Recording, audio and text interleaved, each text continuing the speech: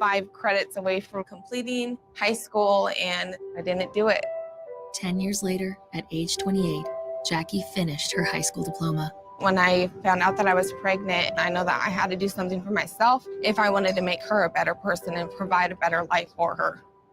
My family never stopped pushing for me to be better because they knew what I could become and who I could become as a person. My support team is amazing.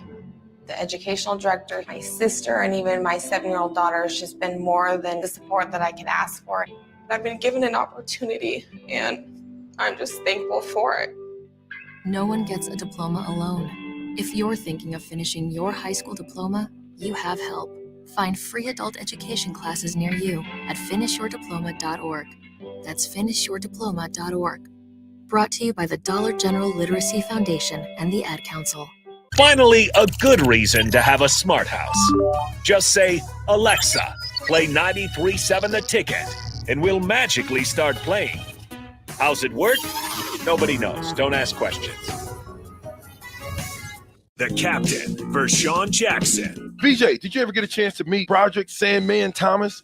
Yeah. He had 1 year where he just went off. Tampa? Yeah, he had 174 tackles. Wow. And 11 sacks in 1991. 7 forced fumbles. That's why, like when I asked Terrell, who's the best linebackers? I don't know if I've ever heard Broderick Thomas come out of Terrell's mouth. It's always same guys. Jay Foreman, Levant David, Barrett Root. But again, if you don't watch the tape, you don't know how good they were. If you came across someone struggling with hunger, how would you recognize them? By their clothes, their age, the way they speak? Would you notice a 16-year-old boy who got his first job, not for extra spending money, but to help feed his little sisters? or a mother who's in between jobs and sometimes goes to bed hungry so her kids can have dinner? Or a 14-year-old girl who signs up to every after-school activity, not to make friends, but just to get something to eat? Or a retiree who fell ill and had to choose between getting medicine or groceries. I am the 1 in 8 Americans who struggle with hunger. People you pass by every day but never knew were hungry. I am hunger in America. Hunger can be hard to recognize. Learn why at IamHungerInAmerica.org.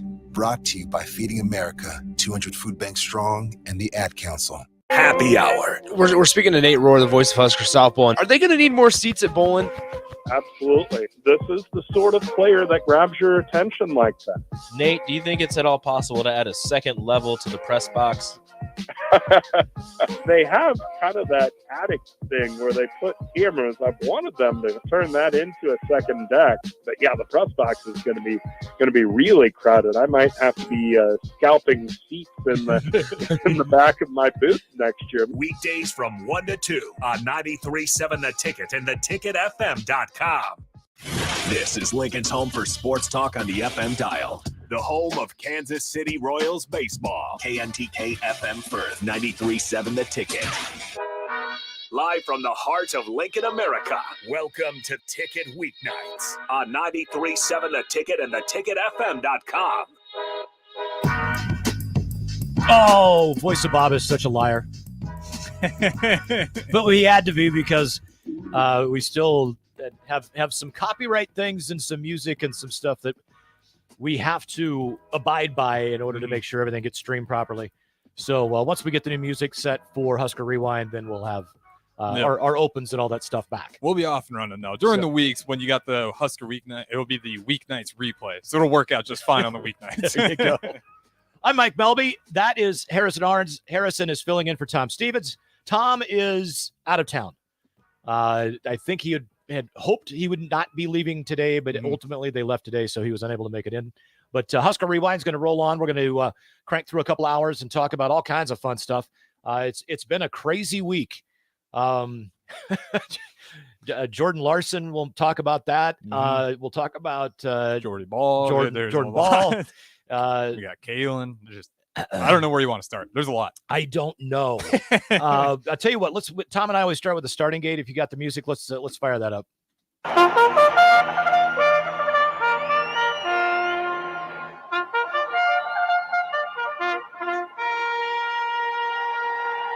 So we'll start off with Jordan Larson, hired by John Cook as an assistant coach for the Nebraska volleyball team.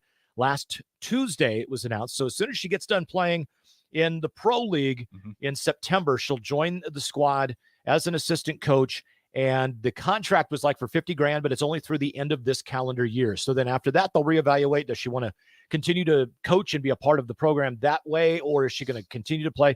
Leaves her with a ton of options. How can you not be stoked? Yeah. The captain of the first U.S. women's volleyball gold medalist team. Yeah, and you listen to some of the players, Rodriguez and all those guys, they're stoked. Yeah. The players are stoked. They realize how big of a deal it is to get a person like Larson back in the building who's done it at the highest level. Well, and a couple of them were there when they found out, they said, I literally started shaking. Yeah. Like I genuinely started shaking. Like, holy smokes, that is going to be my think about it. A lot of them probably saw her playing, and that's probably how a lot of them ended up there at their doors. It's kind of, coach is your idol now, kind of relationship like that. It's going to be interesting to see. So Nebraska's had the number one recruiting class in volleyball for the last 2 years, I believe. Yes, 2 years. They got things started on the 2025 class with the number one overall commit in the class, number one setter in the class as well, Campbell Flynn from Rochester Hills, Michigan. And then yesterday, Lincoln Lutheran Jr., Carrie Leimbach, who is considered one of the best liberos in the country. She's ranked, 36th overall? She's in the 30s. I can't remember off the top of my head. But she's like one of the best liberos in the country. Yes. She commits. It was kind of funny in the article that you read. She mentioned, somebody said, well, what did you tell the other coaches? She said, I just called them and said, I'm going to go play at my dream school. Best of luck for the next 4 years with you guys. I mean, it's no offense, but you got to understand what I'm doing here. So Nebraska volleyball on a roll, as always. It's going to be really, really interesting to see how this season shakes out. They just got back from Brazil. Tons of success there. The chemistry that you could just kind of tell the way that, the girls are already talking about things that you're like, there's a lot of pages that they found that they got the whole group on. Yep. And they're going to be able to utilize this page from that chapter, one match, and they're going to have to go to a different chapter, maybe a different book. But you really got the feeling there was a ton of chemistry and just bonding on that trip, and it's going to be fantastic. Nebraska football team has gotten some commits this week off of offers they made during camps this month. Last Sunday, during the show, or right before the show, Camden Cook, Sam Cook's son, is a punter commit now for 2024. And since then, Callan Barta, a safety from Topeka, Jake Peters, offensive lineman from Cedar Falls, and just recently, I believe last night or this morning, Braylon Prude, a linebacker from Pearland, Texas, all commit to the Nebraska football team and Matt Rule. Here's the interesting thing. If you look on all the recruiting services, all of them right now are 0 stars. But when you are a 6'5" track athlete that can run like the wind, throw anything further than most human beings, Matt Rule is pretty confident he can turn you into one hell of a football player. And then you go to the opposite. You look at Jake Peters, undersized. Yeah, that's a little difference in there. Yep. He's an undersized guy, but his film, I don't know if you had a chance to watch his huddle film, but he's got a section at the end there where it's just pancaking the second level over and over again. And it's kind of cool to see. It's a little bit of play there that kind of shows you at the end. It's like, oh, he's going to finish plays. That's what makes him desirable. He finishes plays. It's an attitude. Yeah, absolutely. So it's going to be interesting. And you look at that mixed with the talent that they've already got. And Nebraska did make the top 10 for Brandon Baker. He's going to Oregon. I mean, I pipe dream, super hopeful, wishful thinking that he comes to Nebraska. Unfortunately, I don't think it's in the cards. I know a lot of prognosticators are kind of pointing, that's where he was going to commit anyway until the offensive line coach went to the NFL. And I still think he winds up there. But, we're in his top 10. It means, there's a chance. There's still a chance. Can't write it off. So, speaking of Nebraska football, Daniel Kalen did very well at the Elite 11 Quarterback Academy. He winds up as one of the 11.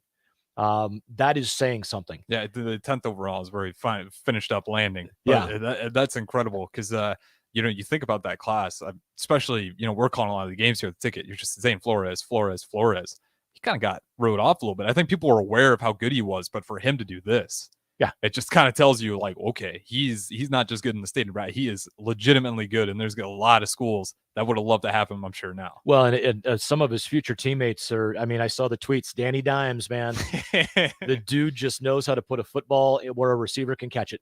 Yeah. And it's just amazing. Real quick, do you know off the top of your head, I didn't have time to get this one, how many quarterbacks go to that Elite 11? I thought it was 20. 20? Yeah. Okay. And then they wind it down from there. And then you have the Elite 11. And let's face it, the guy that finished 20th, he's still good. He's still really, really good.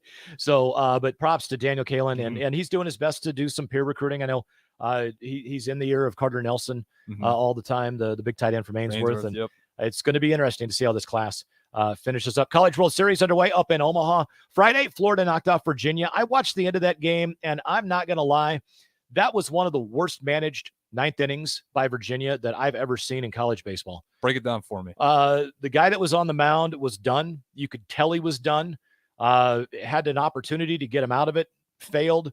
And then they had an opportunity to pull him. They didn't. He talked him into, or they decided to leave him in, whatever the case may be.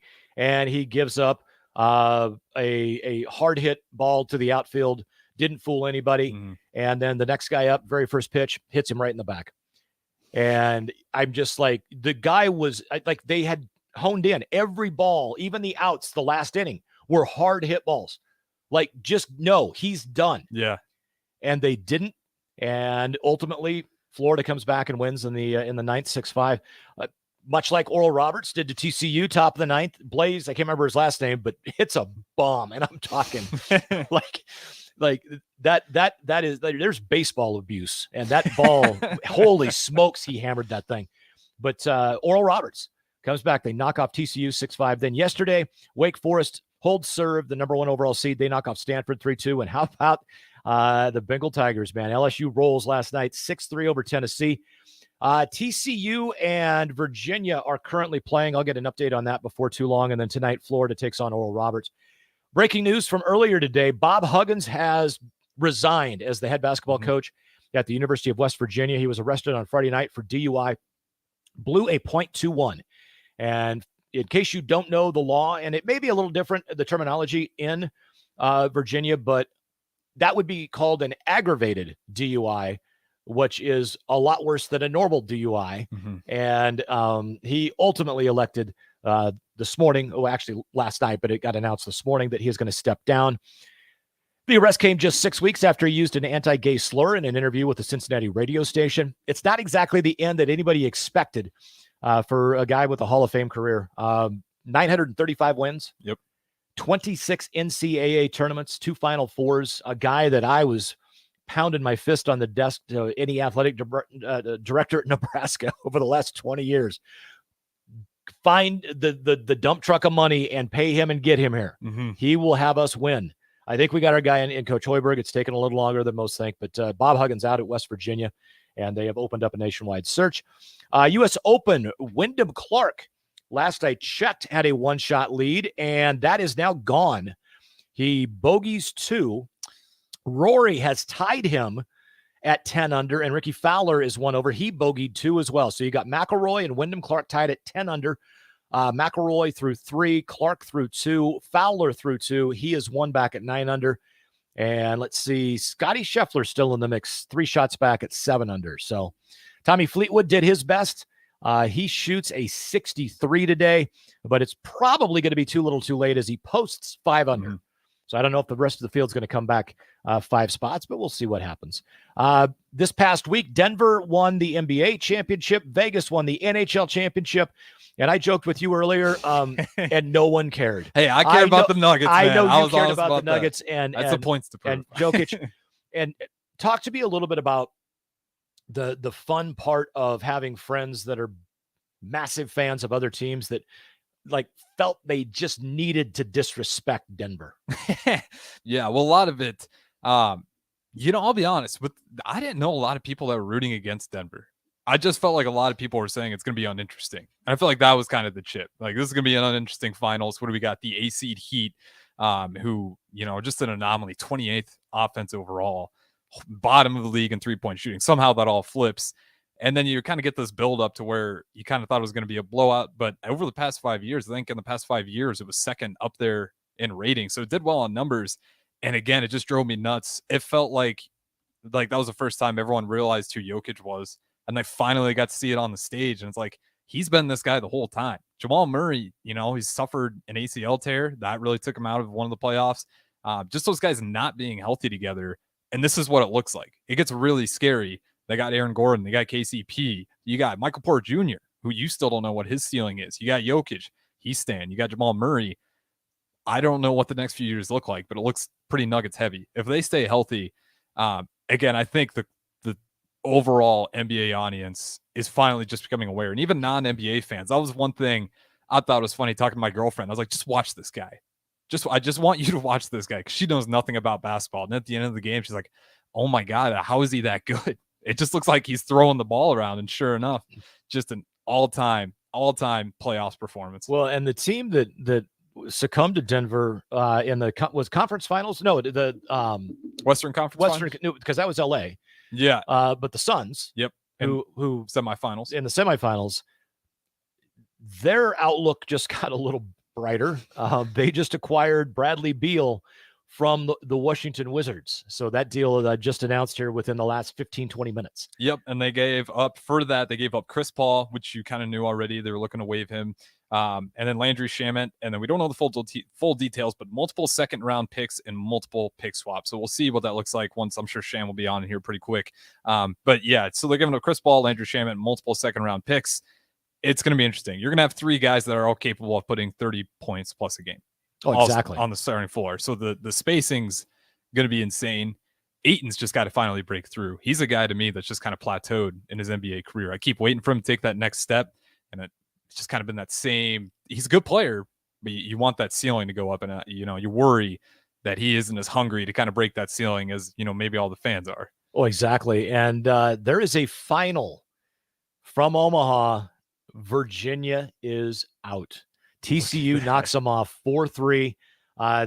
TCU was up 3-2 heading into the 8th, and they go up 4-2. Virginia comes back, scores 1 in the bottom of the 8th, scoreless in the 9th, game over. And the Horned Frogs stay alive. And number 7 overall seed Virginia is out, and it is Florida and Oral Roberts coming up here in probably an hour or so. Yep. And we'll have the pregame. So at about 5:30 here, we'll switch off FM airwaves. We'll go back to the College World Series. You get to listen to more of that as that game. We'll have the pregame for that one. But while we're on it, we haven't got to. I want to ask you because you would know more than I would about the greatness of this player. Bob Brown passed away at 81. Yep. I want to kind of go into him because we were talking about it this morning on the breeze, kind of talking about his legacy. I was listening to DP. He must have been one of the scariest guys to go up against on that offensive interior. The way he was describing it, and then his tenure in the NFL. I mean, I kind of want you to speak on that as you're going to, more in your wheelhouse than me. But just what does that guy mean to Nebraska football? Well, he's like epitomizes the toughness and the grit and the heart and the genuineness of what you would want in any football player, anybody that represents a school, a university, an organization that you were a fan of. So it was the way he carried himself on and off the field too. Yeah. But on the field, I mean, dude was flat out scary. There's certain guys that played, in the 60s, 70s, 50s, 60s, 70s that are like, they would still today in their prime, mid 20s to early 30s. In this day and age, they would still be as scary, but magnify their abilities back then times them having, a nutritionist and a weight room and people who cared if they lifted weights. Well, I think he only had 8 years in the NFL. I think it was just knee problems too. Yeah. That's the thing. Imagine he has some healthy knees under him. He's doing all that with a pair of bad knees. Yep. So incredible. Just an unbelievable guy and he did things the right way. That was the thing that it always came down to. But yeah, I heard that he had passed at 81. So yep, I wanted to give him a shout out. Because for me, obviously not my era watching Husker football, but it's cool to go back. And then especially for me, a lot of me is when I read back, I'm like, damn, we were scary back then. We were a team to be reckoned with. So I did want to give him a shout out. Obviously, rest in peace. But just great Husker legend, NFL veteran at that as well. Had to give him his credence. Absolutely. I'm Mike Melby. That's Harrison Arns. Excuse me. And we are cruising along on a Sunday. It's Husker Rewind. Tom is out of town today. We got a couple more minutes in this segment, and then we're going to jump in with a good friend of mine that I spent a lot of nights at the Icebox with, man. Brent Wagner is going to join us. Brent is the beat writer for the University of Nebraska volleyball team, follows the basketball team as well, does a ton of great stuff on high school sports. But we're going to kind of get conversations with him about the volleyball team, the trip to Brazil, the two commits, Jordan Larson coming back, and his feel for where the team is now as they kind of get into that summer mode before they get in for fall camp. And then next hour, first time we've had him on the Rewind, Nate Rohr is going to join us. Nate is a guy that actually filled in for me back when I was doing Stars hockey a couple games. Great young man. And he is the play-by-play voice of the Nebraska softball team. And in case you have not heard, the Nebraska softball team, I will tell you right now, will be ranked in the top 25 in the preseason next year. And there is a single person that is the reason why. Her name is Jordan Ball, and we'll talk to Nate about the impact of that. And Nate's been calling games for the softball team for several years. I did for a year back in the day, and got to know Lori Sipple and Rhonda Ravel a little bit, and see the way they run their program and stuff. And you just always knew they were going to be successful. Yes. And injuries and various things. Sometimes they had years that they were a little, underachieving. Sometimes they had years that you're like, holy smokes, it felt like it was smoke and mirrors, yet it was a consistent, winning and just a good program. And we'll get a little bit more in depth with Nebraska softball with Nate Rohr in hour number 2. But one of the things I think that I took out of this last week more than anything, and it kept popping up on my Twitter feed, is the Elite 11 camp. And seeing that, Nebraska fans were enamored with good reason, with Dylan Raiola. He's the number 1 quarterback recruit in the country by pretty much everybody. He's a guy, the legacy, and his uncle's the coach, and on and on and on. And at the end of the day, when you look at the whole picture, did Nebraska actually wind up with a better fit for the offense that we know they want to run than they would have? Now, if Dylan Raiola wants to come to Nebraska, you're going to make sure you're going to figure it out. You call plays that make him be as good as he can be. You're not going to try to pigeonhole him into something that, we want to do it this way, and we need you to know that guy. You just say, we will make our offense do what you do best. Daniel Kaelin does a lot of what Marcus Satterfield, like what we heard Marcus Satterfield wants to do and Matt Rule wants to do on offense. Daniel Kaelin does a lot of that stuff really well. And as they found out and the world found out in that Elite 11 camp this week, he does it a hell of a lot better than maybe most people realized. And that's saying something. I mean, essentially, it happens every year though. Yeah. Elite 11 camp, the 20 best quarterbacks that get invited, from around the country, drop back, dual threat, makes no difference. But the 20 best quarterbacks, period. There's not a lot of dual threat guys that get in there, but bottom line, you got to be able to sling the rock. And if you can run too, great. But you go in there, those 20 are all going to be successful wherever they go. But man, you crack that top 10, the Elite 11, and it's saying something, and it's saying a lot. So I think that's kind of the thing that I kept hanging on, and I kept trying to find more articles about it. Yeah, absolutely.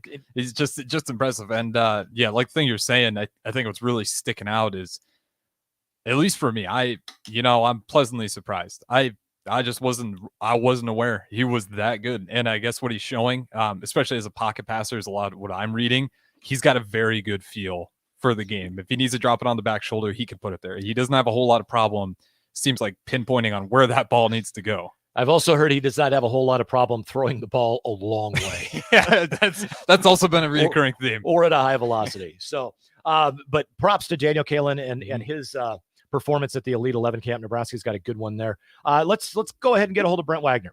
We're going to do that right after this. We're going to talk a little Nebraska volleyball with the Journal Star's Brent Wagner here on Sunday Rewind on 93.7 The Ticket.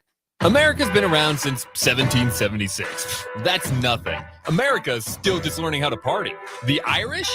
The Irish have been doing it for thousands of years. Party the Irish way at McKinney's Irish Pub in the Haymarket. They've got your favorite Irish beers on tap, along with all the locals and domestics. Plus great house cocktails, a huge selection of Irish whiskey, and the best Irish pub food in town.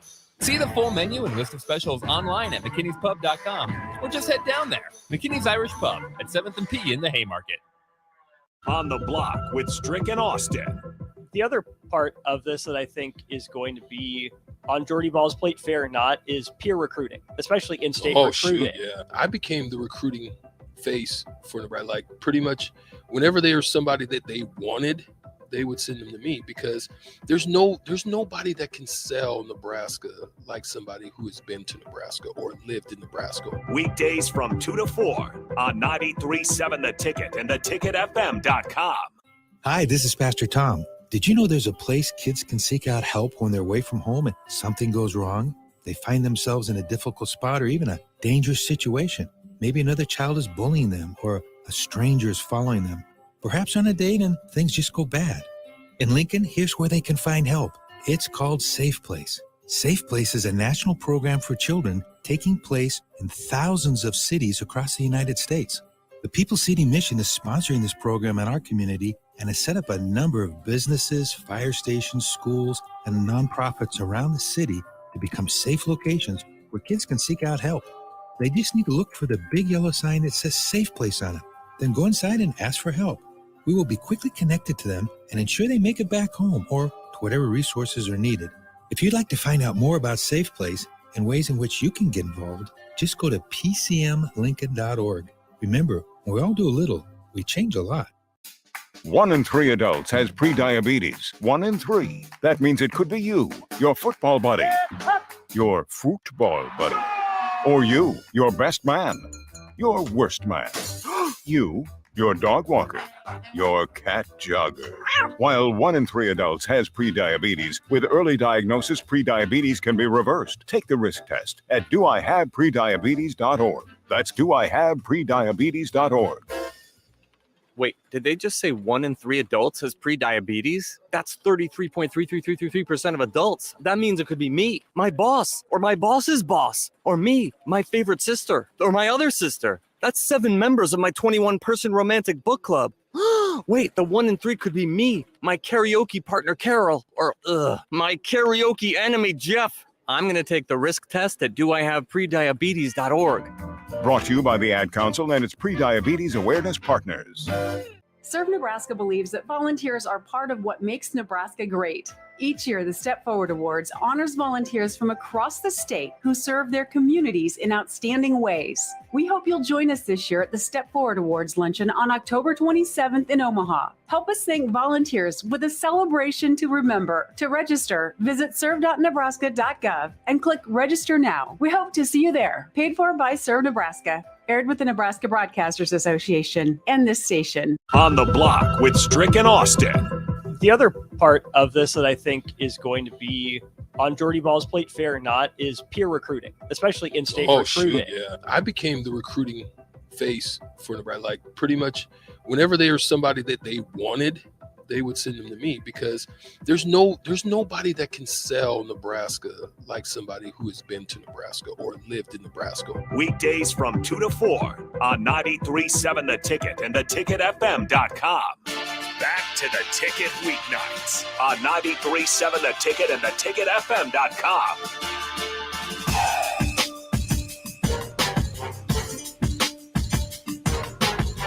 And welcome back to the Husker Rewind here on 93.7 The Ticket. I am Mike Melby. That is Harrison Arns. Tom Stevens out of town. And at this time, we are joined by a good friend of mine from the Lincoln Journal-Star, Mr. Brent Wagner. Brent, how are you? Happy Father's Day. Hey, doing well, thanks. How do we have the golf on in the studio or not? No, we don't. Well, Tom's not here.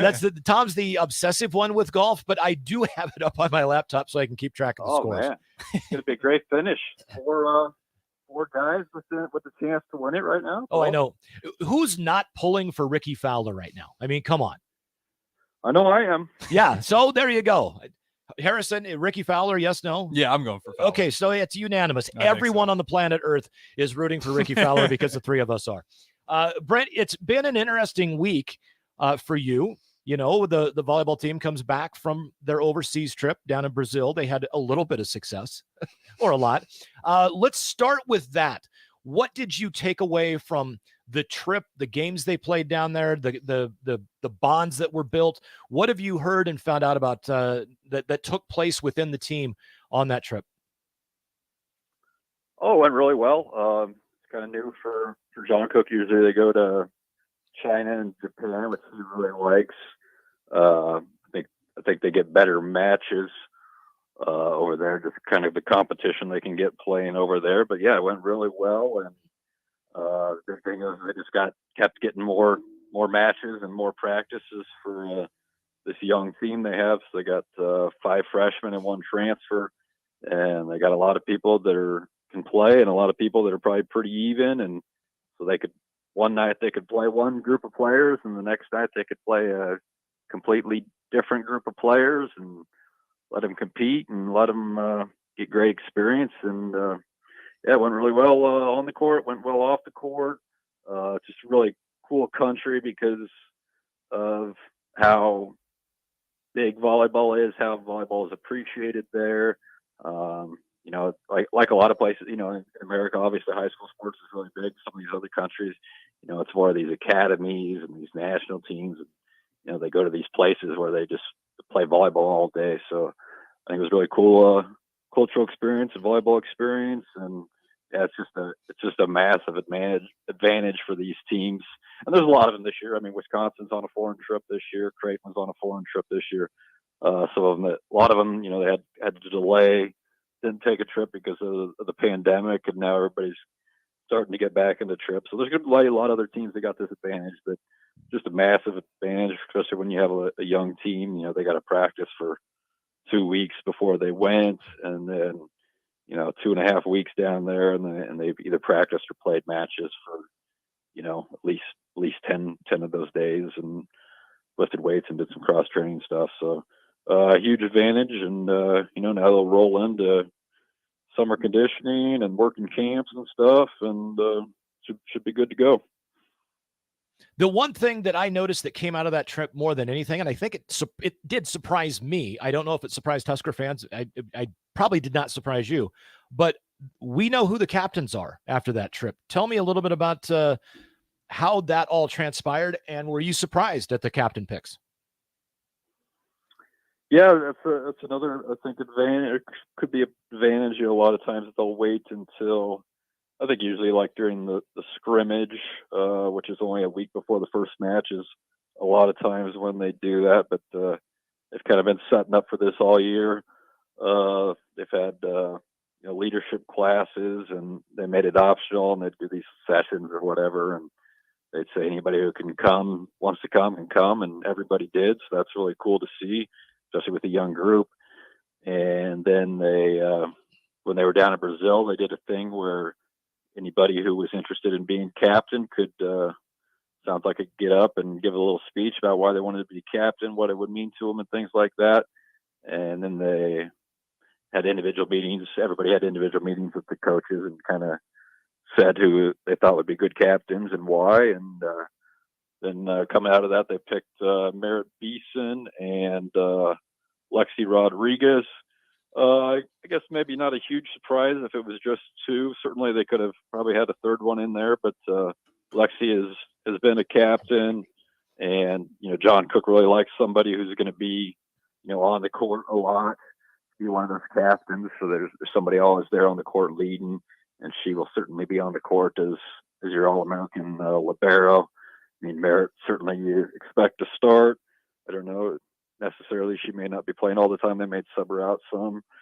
I guess not a huge surprise, just because John Cook has talked about how impressed he was with Merritt coming in. Really, really impressive that she just got here in January, transfer from Florida, and is somebody that a lot of her teammates already saw as somebody they would want to lead. But yeah, obviously it's pretty impressive that 6 people got up and wanted to be that.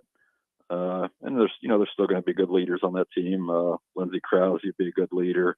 Becca Alec is somebody who I would think, she's only a sophomore, but I would think at some point during her career she'll be a captain. So they got a lot of great leaders there. With that personality, I think Becca Alec will definitely be a captain someday. Yeah.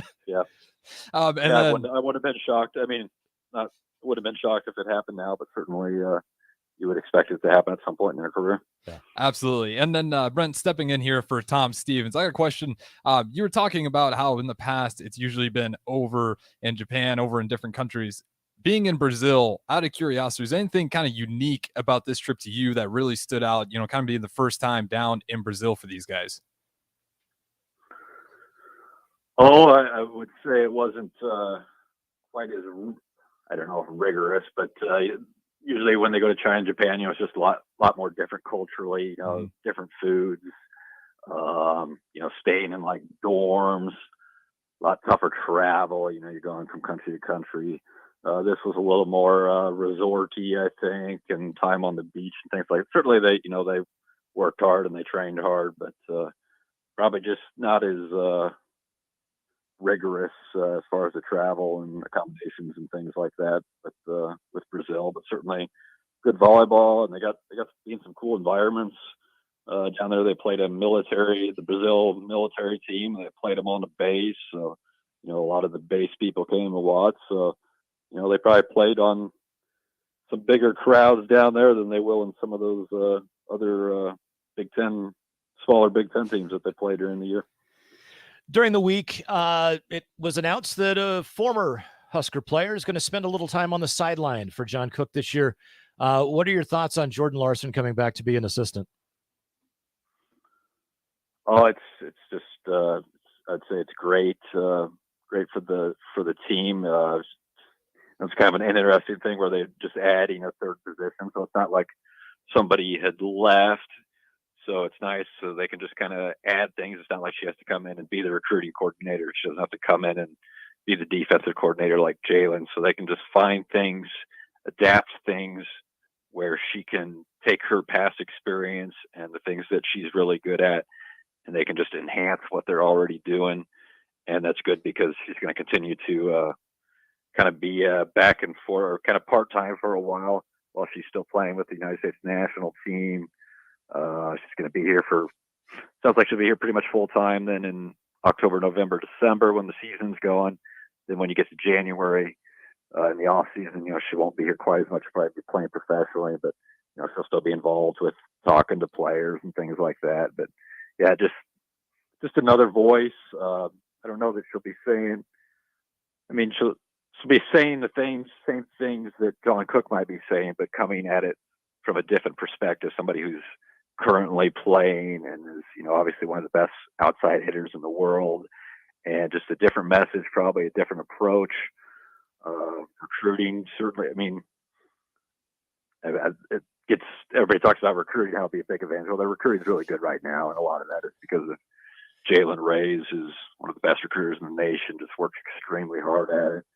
There's some like 12-year-old in Florida right now that he knows something about that nobody else, knows about, because he just works so hard at it and he has all these connections. So, but obviously it's amazing to me when you talk to current players, or you see these videos that come out and they ask people who your favorite player is, and they say Jordan Larson.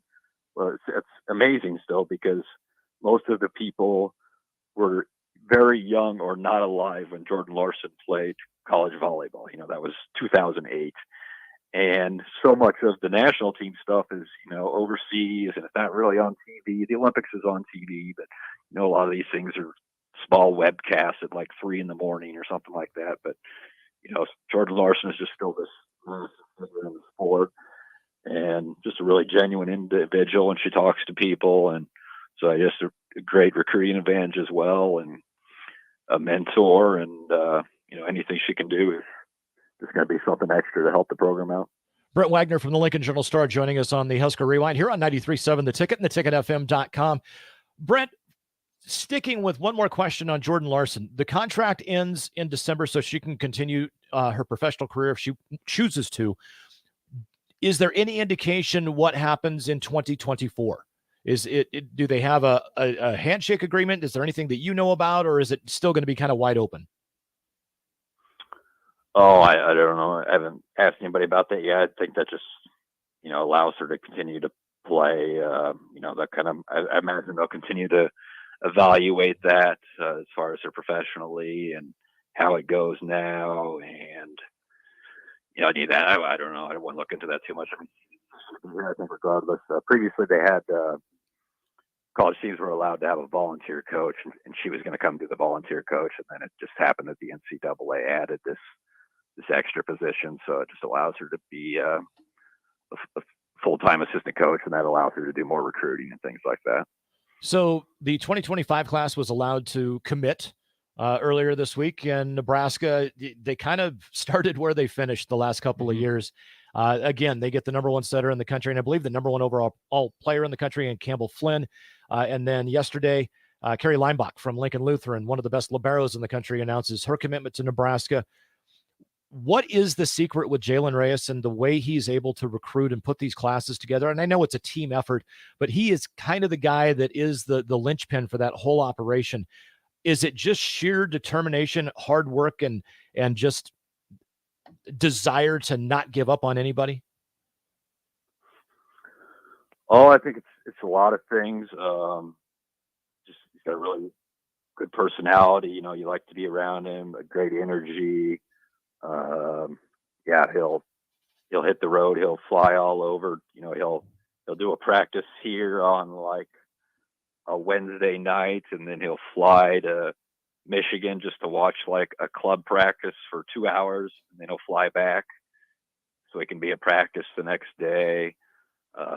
Somebody who just likes to talk to high school coaches, likes to talk to club coaches. A lot of it, it's a big advantage they can in college volleyball that, you know, the kids can come to these camps, you know, when they're 7th graders, 8th graders, freshmen.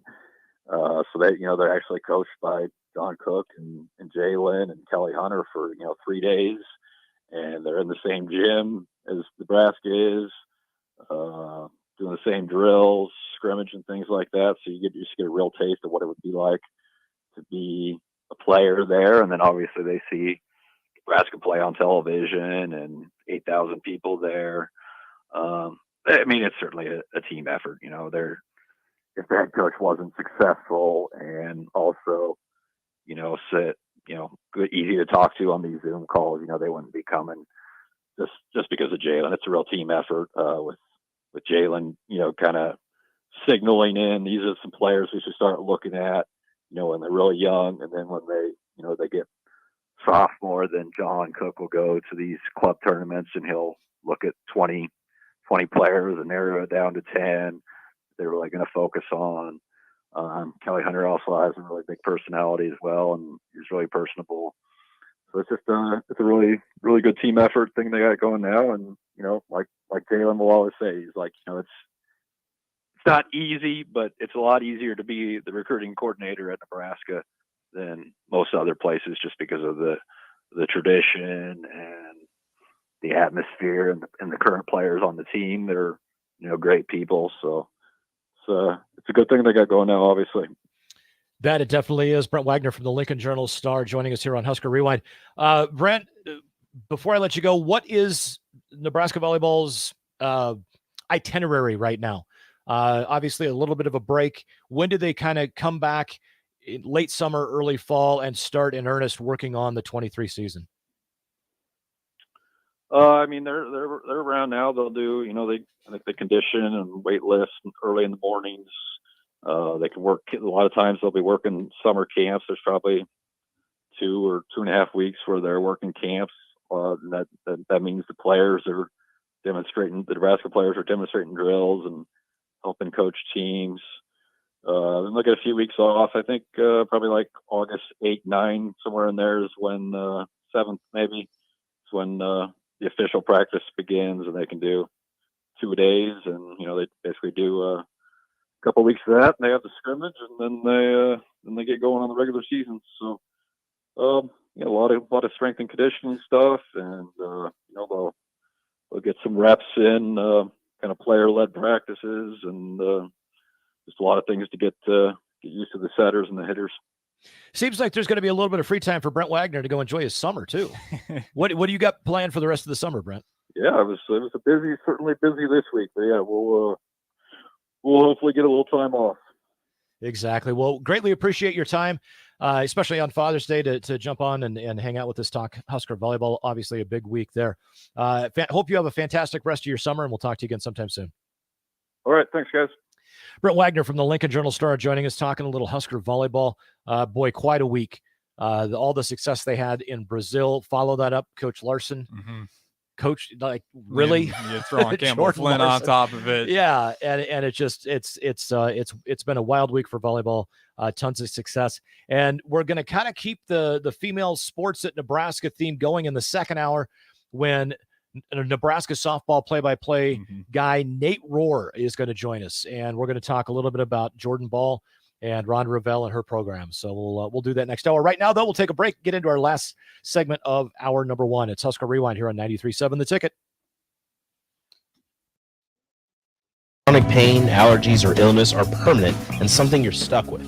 Novotny Nutrition and Wellness has been proving that narrative wrong for 29 years and changing lives for the better in the process. Their team is trained in the newest, most advanced pain-relieving techniques and ways to deal with toxins, allergies, pollution, and emotion that make you ill. Call today for a free consultation at 531-254-5695 or go to NovotnyNutritionandWellness.com. Novotny Nutrition and Wellness, located at 7th and Superior. Keep your planter. Upgrade your technology with a John Deere Performance Upgrade Kit from Landmark Implement. Choose from ExactEmerge, MaxEmerge 5, or MaxEmerge 5E electric drive row units. Take your planter to the next level. Improve yield potential and profitability without buying new. Get new technology, increased performance, and confidence from your planter that's already in your shed. Contact your local Landmark location to order your John Deere Performance Upgrade Kit and experience the Landmark difference. If you want to make new floor shopping easier, come to O Street Carpet. Hi, I'm Steve Carper. Our flooring professionals can help you choose the best flooring for you. We eliminate the confusion.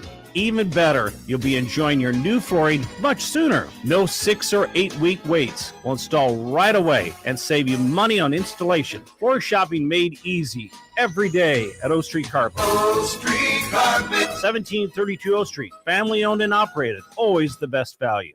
This is Brian at Midwest Bank, and we've been proudly serving clients in the Lincoln community since 2008, and we're excited to open a second location in January 2024 at 70th and Pioneers Boulevard. Our new branch will provide all the convenient services you're looking for in a bank, along with the friendly staff we're known for. Whether you're starting a business or expanding your business, our team is here for you. Your community, your bank, Midwest Bank. Find out more at midwestbank.com, member FDIC. Blaine's Cover Crop is your one-stop seed shop. Call us now for spring and summer forages, CRP mixes, and fall cover crop blends. We do farm-specific consulting for practical and efficient seed blends to fit your geography and goals. With a very diverse inventory, we will tailor a blend just for you. We're also looking for contract growers, and we buy and sell rye. Find us online at plainscovercrop.com. Timeless agronomy practices paired with modern technology. East Highway 20 in Orchard and across Nebraska. Where will your path take you, traveler? To seek fortune in a new career? Or on a journey to distant lands for a well-deserved vacation? Wherever you go, one distraction could spell disaster. You can change your fate, adventurer. Don't drive distracted. Paid for by the NDOT Highway Safety Office. Usually, to get a skybox view of a Nebraska football game, you need to be a drone, a hawk, or a fighter jet. But sitting in an actual skybox is a lot more comfortable. So, enter the Nebraska Lottery's Lucky for Life ticket snap. Until July 10th, buy a Lucky for Life ticket and enter for a chance to win Nebraska football skybox season tickets or other great ticket prizes. Sure, fighter jets are cool, but there's no legroom. Lucky for Life top prize odds 1 in 30 million. Are you here for the job interview? I just saw that ad that said, apply here for dream job. What qualifications do you have? What exactly would I be doing? Well, this is a dream job. You would be daydreaming. All day? Start at 8 a.m. and spend the day dreaming about all the millions you could win playing Mega Millions from the Nebraska Lottery. I'm good at that. We want people with big imaginations, not just the usual yachts and exotic vacations. Like a city built with bouncy houses or limo for dogs. You're hired. Mega Millions top prize odds 1 in 302 million. Attention all Wings fans! 89-cent wings are back on Tuesdays at Buffalo Wings and Rings in Lincoln. Enjoy the best wings in town for boneless or traditional at a price that makes the whole family happy. And now at the Williamsburg Village Wings and Rings, you can enjoy $1.50 tall boys in Bud Light, Coors Light, Busch Light, and Michelob Ultra every day after 7 p.m. and all day on Sundays. Get to Wings and Rings today and make sure to stop by on Tuesdays for 89-cent wings. It's summertime at the Lincoln YMCA. With 3 outdoor pools, swim lessons, camps, youth sports, and child watch, there's never a dull moment for the kids. Take your wellness goals to new heights with the Y's vast array of cardio and strength training options, free group exercise classes, and the dedicated help of their specialists that will work with you to implement a plan customized to meet your needs. With 4 convenient locations, there's a YMCA near you. Let's make this the best summer yet. Visit ymcalincoln.org to join today. The YMCA, for a better us.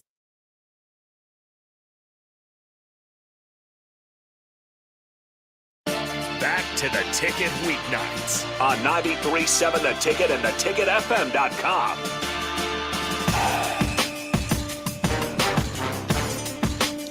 Welcome back to the Husker Rewind. Harrison Arns right there. My name is Mike Melby. Tom Stevens is out of town today. We want to wish all the fathers out there a very, very happy Father's Day. My dad did something kind of cool for me for Father's Day, and it. So Tracy and I, my girlfriend and I, went out Friday night and helped him with some stuff around the house that he needed to get done, and then he's like, have you ever heard of what's it, a brownstone? Is that Blackstone? Blackstone? And I'm like, no, what is it? And he goes, well, it's the latest and greatest, and everybody has one. And I was like, well, that's fantastic. And he said, so I got you one.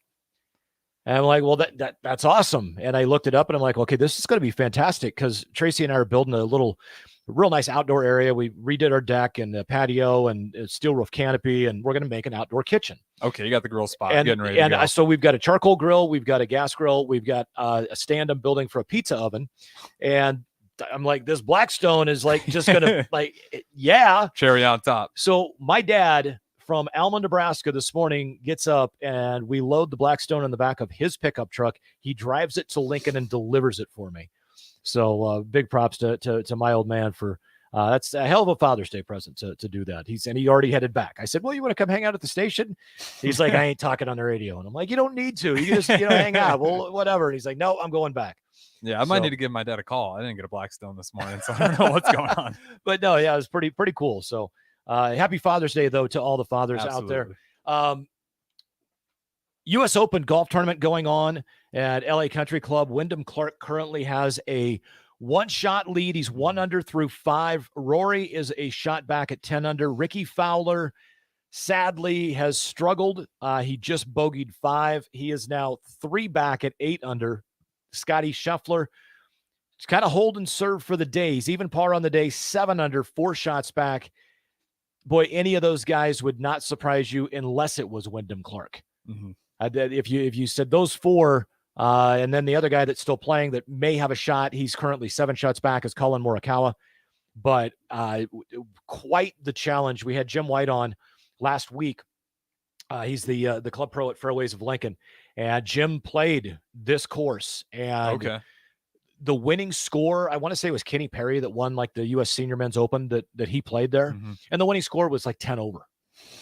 The course is incredibly difficult. So it's been an interesting tournament so far. Mm-hmm. Seemed like everything was kind of, the moons were finally aligning for Ricky Fowler to have at least a solid shot going into Sunday for his first major. Came in tied. Yeah.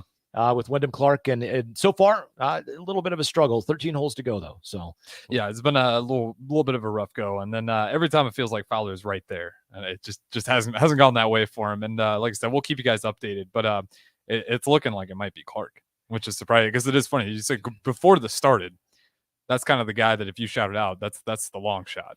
Well, and the funny thing is Tom likes to lament about Rory and how he just fails every Sunday, and we're sitting here now, and I mean, we're not watching it, but I'm watching it on. Yeah, we got the live scores. Yeah, we got live scores, and it's like, it doesn't seem as though Rory is having his normal Sunday. Mm-hmm. It seems as though he's having a Sunday from maybe 2014. Yeah, he's staying steady so far. Yeah, so we'll see. We'll see how the U.S. Open plays out, but much to do about that. And then College World Series, the game, Florida and Oral Roberts, probably going to be getting underway here shortly. I believe they're probably in the pregame on the FM side of 93.7 The Ticket. So if you're driving around in your car right now and you're listening to us, you're probably not listening to us on your radio unless you have us streaming on your phone. We are still live on the stream. And 93.7 The Ticket, ticketfm.com. We stream on Facebook and Twitter and Twitch. And Allo, channel 951 for our Allo channel subscribers. 951. YouTube, we've got a YouTube channel. If you've not checked out the YouTube channel, here's the interesting thing. Do you like sports content? Most people say, well, yeah, I do. We broadcast so much content, I swear we're going to break YouTube. Yeah. Because every live show that is here on 93.7 The Ticket is broadcast live on YouTube, and it goes on our channel, and then it stays up there. Latest streams, specialized. They cut little shorts out, all kinds of fantastic content. Rico and Nick, and I don't know who else, probably you and Austin, all a big part. Group effort. Tickets growing. The producers better keep up. That's where we're at right now. So it's good stuff. Definitely great stuff. Go check it out. YouTube, Twitter. I mean, we got stuff everywhere these days. You can stay up till 3 a.m. on Allo watching Ticket content. So there's literally tons of ways to get it now. And yeah, it's just it's a blessing because it means you guys are watching. We're not growing unless you guys are listening and watching. So again, thank you for what you do. And if you want to join the show, 402-464-5685 is the Starter Haven text line. We do have one from Crowbait, and he says, I'm here late, but I'm here. Good to have you anyways, Crowbait. Appreciate you tuning in nonetheless. Crowbait every Sunday, man. He is like clockwork. Sometimes the clock's running slow like today. Whatever. It makes no difference. I have a cuckoo clock that's from Germany. That thing never works right, but it's always there. It's always keeping some kind of time. But no, Crowbait, great listener. Love having him chime in. And the thing is, some of his takes are like Tom and I'll be like, yeah, that's better than our take. So dude, there's some of our listeners are educated. Yeah. I'll always shout out Corey, Painter Corey, Corey in Lincoln. He's always chiming in on early break in particular. And I didn't know him before, I knew him before I started this job because he actually painted with me on my previous job. Really? And he was always listening to the Ticket. And then one day I'm at my intern and I'm getting these text messages from Corey in Lincoln with all these sports takes. And I'm like, there's no way. I look at the number on my phone for my work contact. I look at the Ticket text line, and it's kind of crazy how many of these everyday guys, and then they just come out with these really well in-depth takes. But hey, if you're painting all day and you got earbuds in, listening to sports podcast all day, you can have some stuff to share. Exactly. And we've got some more stuff to share. We'll do it on the other side of the hour. We'll talk a little bit, I think, next hour about Nebraska softball because the National Player of the Year and the catalyst for the last two national titles at Oklahoma is no longer an Oklahoma Sooner. She's a Nebraska Cornhusker. We'll talk with Nebraska play-by-play voice for softball, Nate Rohr, about that and about the program as a whole. And we'll carry on some U.S. Open updates, College World Series updates, and then we'll talk a little bit about the show that's going to follow the finish line. Myself and Rebecca Pearson take you through motorsports. Today, we're going to talk a little Formula One, as well as some sport mod racing with a local sport mod driver.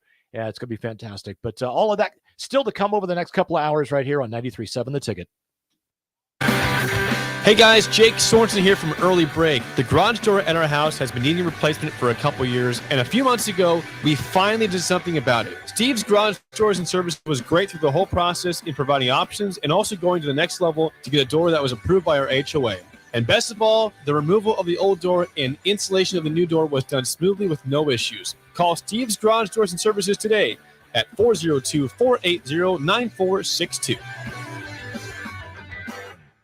Working at Continental in Lincoln isn't a job, it's a career. And right now they've raised wages again and they're hiring for production operators at $24.11 per hour, which grows to $28.27 per hour within 3 years. Skilled trade positions now start at $32.76 per hour with opportunities to make more based on certifications. Continental also has salary jobs available and great benefits, plus medical and prescription costs at very low premiums. Dental, vision, and life insurance are offered at no premium cost to the associates with increased bonuses and vacation for new hires. To learn more or to apply, go to continental-jobs.com with keyword Lincoln. Come work at Continental today. Wall-to-Wall Wine and Spirits is now open in Lincoln. Shop our expansive collection of wine, beer, spirits, and cigars at 5040 North 27th Street. From top-shelf liquor to crowd-favorite beer, Wall-to-Wall Wine and Spirits has a beverage for every taste and every budget. Plus, join our loyalty program to earn rewards and save on future purchases. Shop Wall-to-Wall Wine and Spirits at 5040 North 27th Street in Lincoln. That's 5040 North 27th Street. Action Plumbing, Heating, Air, and Electric brings exciting career opportunities for you or someone you know.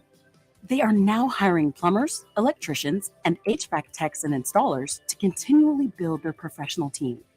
They offer competitive pay and full benefits packages that include health, dental, vision, PTO, and 401k options.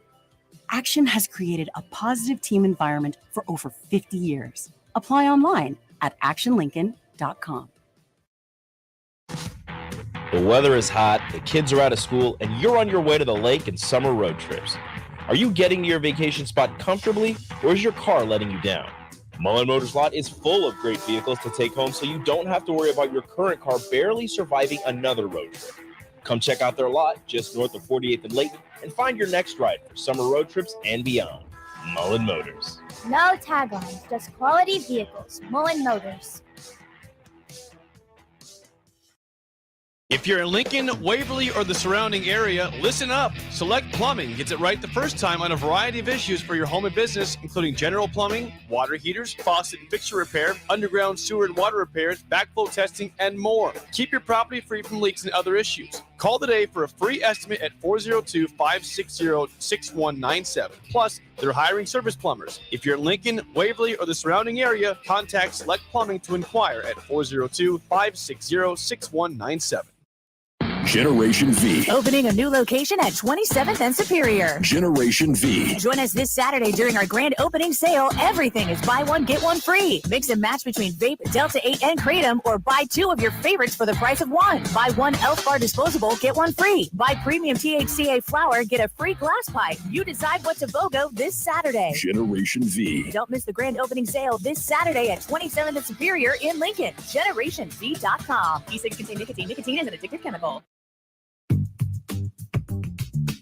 Sandhills Global is hiring. Check out sandhills.jobs for more information. Sandhills is looking to fill hundreds of new openings in sales, traveling support, software development, web design, and more. Sandhills has a professional culture and is fast-paced with a focus on growth, innovation, and leading-edge technologies. Career and internship opportunities are available at our global headquarters in Lincoln, Nebraska. Apply today at sandhills.jobs. The best way to learn about Southeast Community College is to visit, and you can check out our spaces before you visit in person with a virtual campus tour, an opportunity to see our campuses in Beatrice, Lincoln, and Milford as you learn about our programs and areas of study. There are virtual tours of our learning centers too. We can even take you on a personalized virtual tour. Learn more on our website, southeast.edu/visit SCC.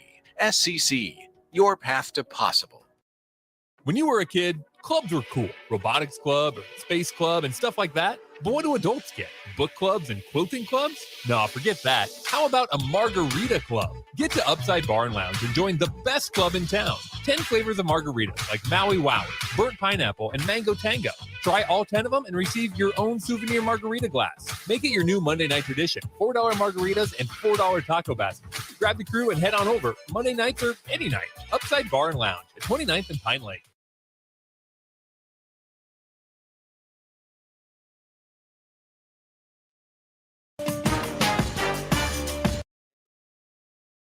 Back to the Ticket weeknights on 93.7 The Ticket and theticketfm.com.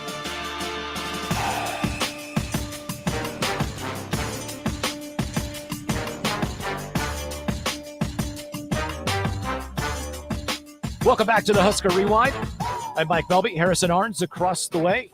Tom Stevens is out of town enjoying his Father's Day with his lovely wife, Heidi.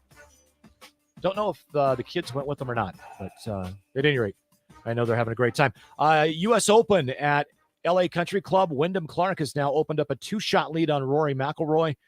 12 under for Clark through 6. McIlroy, 10 under through 6. Ricky Fowler, 2 over through 6. And Scotty Scheffler just, driving along in the slow lane, even par, just kind of waiting. So we'll see what happens with that. Quite a week for female Nebraska athletes. You go back, maybe it's better to say it's been quite a 10 days to 2 weeks. the track and field team and the national championships and what they did, and Justin St. Clair and that squad, just spectacular. You understand why he was, regional coach of the year, the national, the guy got all these props, very well deserved, but all those student athletes, and the female track team does phenomenal at nationals. And then you wind up with the volleyball team, volleyball day in Nebraska coming up on August 30th, and 83,000 were sold, right? Yeah, sold out. And then the other 8,000 standing room only are out. Did they sell those completely out yet?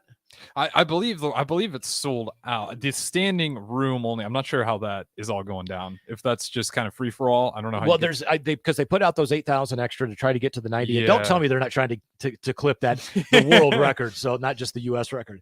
And then they announced Scotty McCreery is going to be the concert. Yep. From the standpoint, there's not 90,000 people that would pay $25 to go see Scotty McCreery that live in and around Lincoln, Nebraska. That I can promise you. But I thought and not being a country music fan, I know who he is. I used to watch American Idol, and I thought it was actually a really nice fit. I'm the same way. I don't like country music, but I had a good feeling it's going to be country, and I'm not going to be a snob and say it's bad just because I don't like country. There's plenty of people, and it does kind of fit that tone. You got volleyball day in Nebraska. You got some good country music. You can remember the last country event they had at Memorial Stadium. It did very well. Yeah. So it's a smart move. Yeah, it was. And major props to him for coming and being a part of it. Yeah, as well. Think about it. I know he's played in front of, a few festival crowds, et cetera, but when he takes the stage, there's probably still going to be a good 80,000 people there enjoying the night. Hopefully. And I kind of hope that Trev and the athletic department gets the okay from the university overall to sell alcohol. I think it was done very well with Garth Brooks. I happen to know the people that are behind the alcohol sales and the concessions at Memorial Stadium. I know how they operate. I know what a quality organization it is. And literally the guy that is the go-to of the day-to-day. He's about as straightforward and by the book, and we're going to make sure this is done the right way as you can get. And I don't think they can trust it to a better company than who's taking care of it and handling it. And I'm not going to say any names. I don't know, whatever, but right. If Steve is listening, Steve knows, and Anthony knows as well that I'm talking about his company, and but just fantastic people, and that's why I say I have full trust that they're going to make sure that things go as smoothly as they did for the Garth Brooks show. But I hope there is some alcohol sales there, just to, we're adults. Let us be grown-ups and take care of ourselves and have a fantastic time. But man, that's going to be crazy. Yeah, I think there will be. And like you said, if it's going to happen, they're going to do it right. I think PBA was kind of a good example of kind of ripping the Band-Aid off. Let's figure this out. Obviously not as many people. You got to worry about that a little bit. But at the same time, you figure it out, rip a few Band-Aids off. They felt the repercussions of kind of having a lackluster service with some of those basketball games. So I'd imagine they've wrinkled out a lot of those first problems they had. And Memorial Stadium, like you said, they had it pretty well figured out at the Garth Brooks concert. Did you go to that one in person? I did not. No. I did. Okay. I had some friends and family that went, and they said it was a great time. They didn't tell me about any people that were too drunk or anything. So I wasn't hearing any bad stories. That's always going to happen regardless. Even if it's, a dry stadium, you're going to have people that take 10 shooters before they walk in anyways. But for the most part with that Garth Brooks concert and the alcohol, seemed like everyone had a great time. I didn't hear anything crazy out of it. No, and that's the same thing. I didn't go, but I heard from the people that were in charge of the entire thing about the way the operation went. And they felt it went well. To play, like I said, I know a little bit about this because I worked at Haymarket Park for 4 different summers and was a part of the concession side and saw how everything works. And in order to plumb Memorial Stadium to have draft beer, that is going to be an undertaking if they ever get to the point where they want to do draft beer. Yeah, that's my question, because you got to set up all those taps. I don't know where is a place that old that's never had it. Well, I don't know what it looks like. Where do you start? It's good. Well, they're going to have to run. Yeah, there may have to be some new construction, that type of stuff, but it's going to be crazy. Like I said, it's something that give people an opportunity to prove to you that they can handle themselves, that they are grown-ups. I get it. You're going to have your outliers, but I'll be honest. I saw more,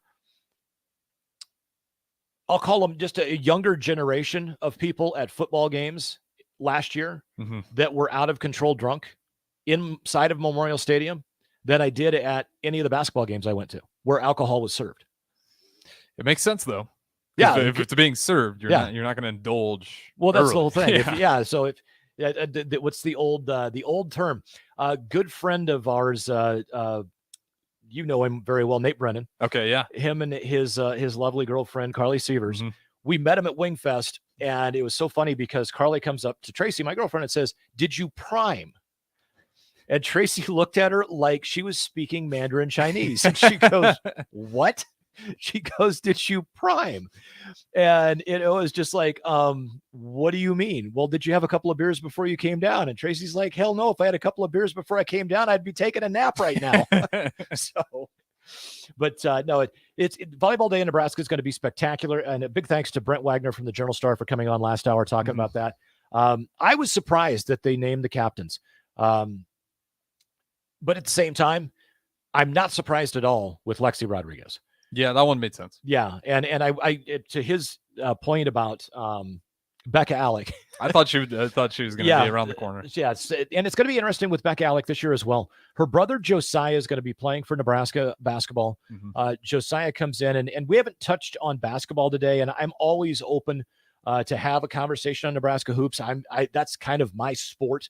I've always loved football, whatever, but man, basketball is where my true passion is, and it's been kicked through the mud for a long time. Well, when we find time, we'll break down, maybe not today's show, but maybe later down the road, break down Ramel Lloyd. I think that's going to be a pleasant surprise for a lot of Husker fans. The more and more watching that guy's tape, I think it's kind of what we need to kind of get things going. I like a lot of what I see from him. Well, exactly. And then his new show, of course, here on the ticket, Lloyds of Lincoln. Yeah. With Ramel Lloyd Sr., he goes by Rock Lloyd, and then Ramel Lloyd Jr., of course. But yeah, no, those guys are great. And you haven't checked that out, go to ticketfm.com. It's kind of funny to listen to those guys go back and forth and talk. They definitely just got that basketball relationship. Oh, they do. A quick update on the U.S. Open. Ricky Fowler has bogeyed number 7. So it appears as though a major championship is going to elude young Mr. Fowler once again, but he's still in 900 billion commercials and making lots of money. Yeah, so he's doing all right. It's not like he's just absolutely blowing up out there. So Tom and I always, Tom being an avid golf fan, and I'm a former avid golf fan that watches, and if Tiger's playing, I definitely, because I'm an avid Tiger Woods fan.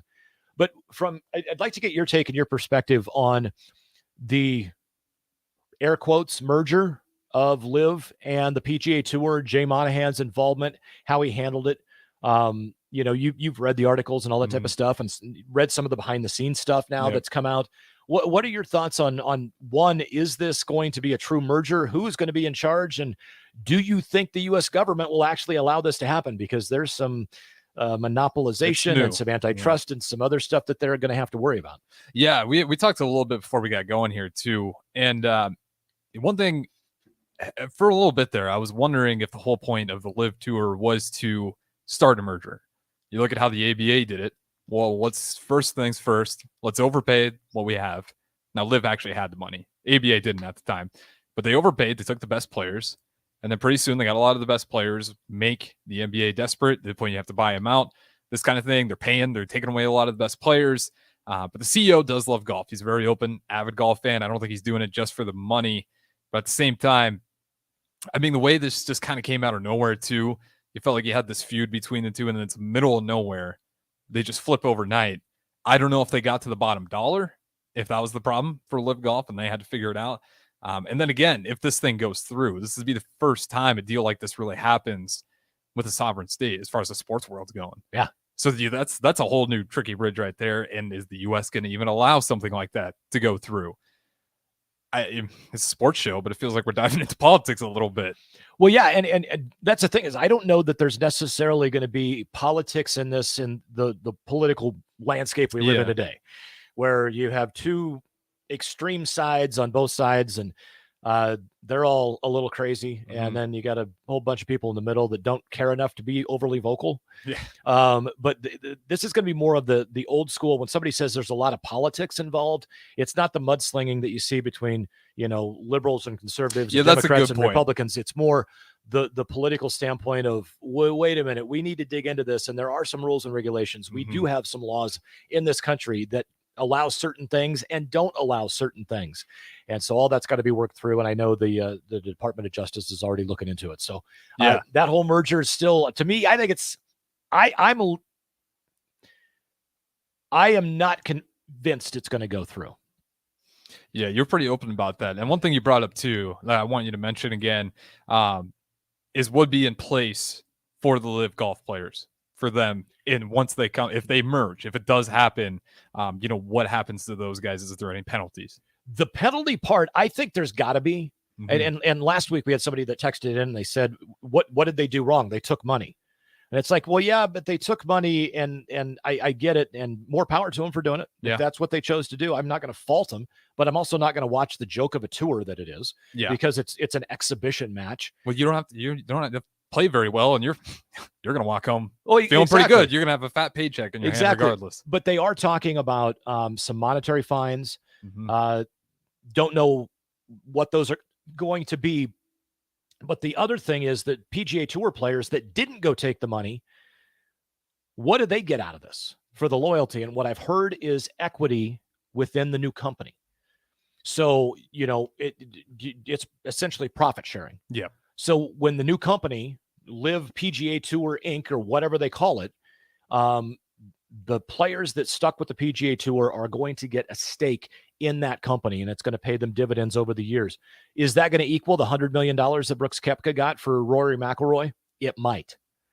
If this continues to grow and purses get bigger and everything else, in another 15 years, when Rory's to the point where, he's looking at the senior PGA Tour, et cetera, he may have garnered more money than a Brooks Koepka did for going. And like in Phil Mickelson's case, Phil didn't get any money. He just had $200 million worth of a gambling debt that was written off. Yeah. So, so I guess he did technically get $200 million. He got to gamble for free.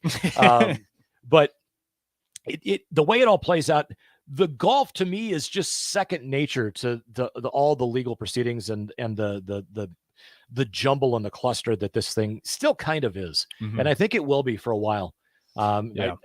And the other thing is there's still players that are out there today that are on the course right now that are calling for Jay Monahan's resignation. Yeah.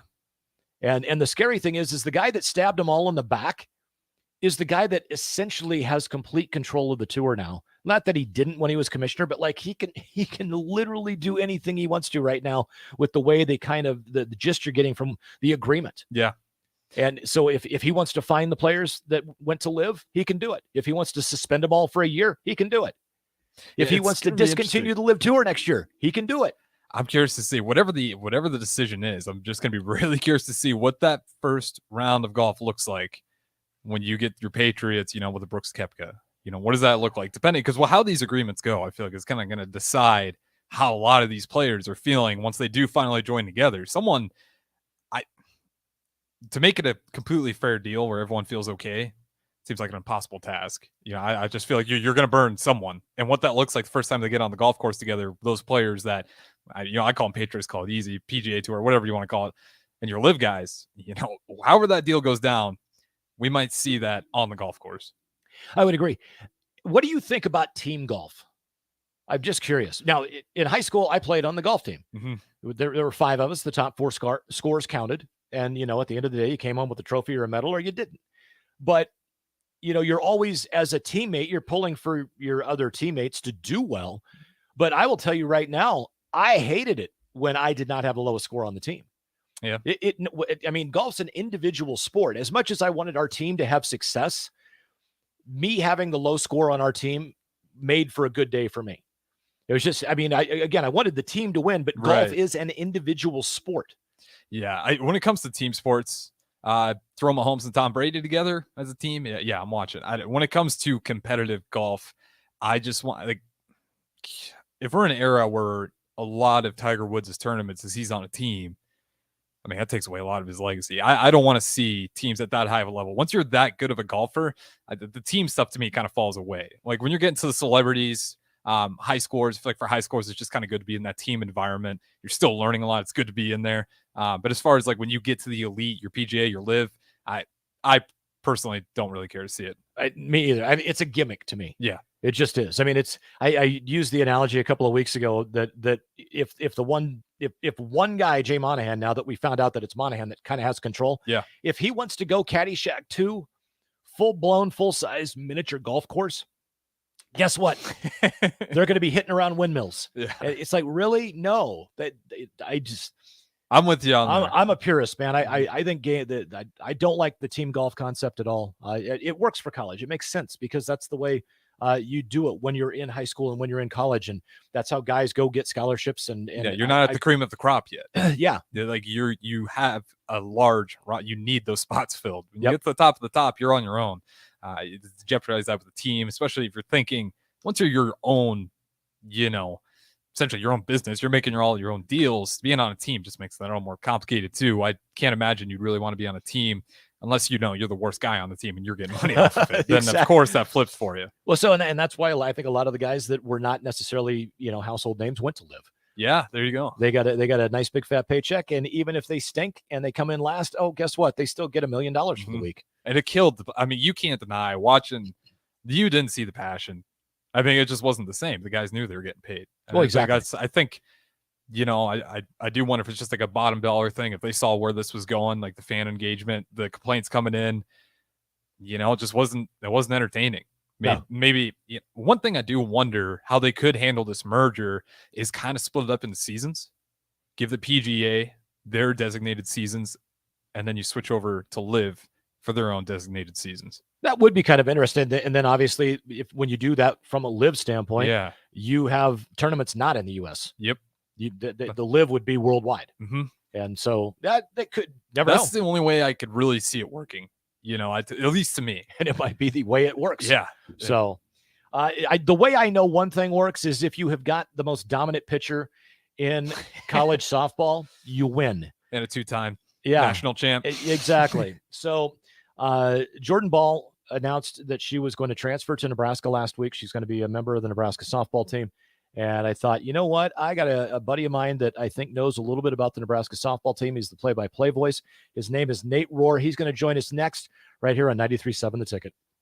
General contractors, business owners, property owners. The success of your business requires doing business with the right people. And the right people when it comes to drywall, acoustical ceilings, and specialty products are at Premier Drywall. Kevin and his crew will give your project the response and attention it deserves. You'll get all of the attention to detail and quality that you would expect from someone who's been in the business for 30 years. For your new builds, build-outs, or renovations, reach out to Kevin. Kevin at premierdw.com. Premier Drywall in Lincoln.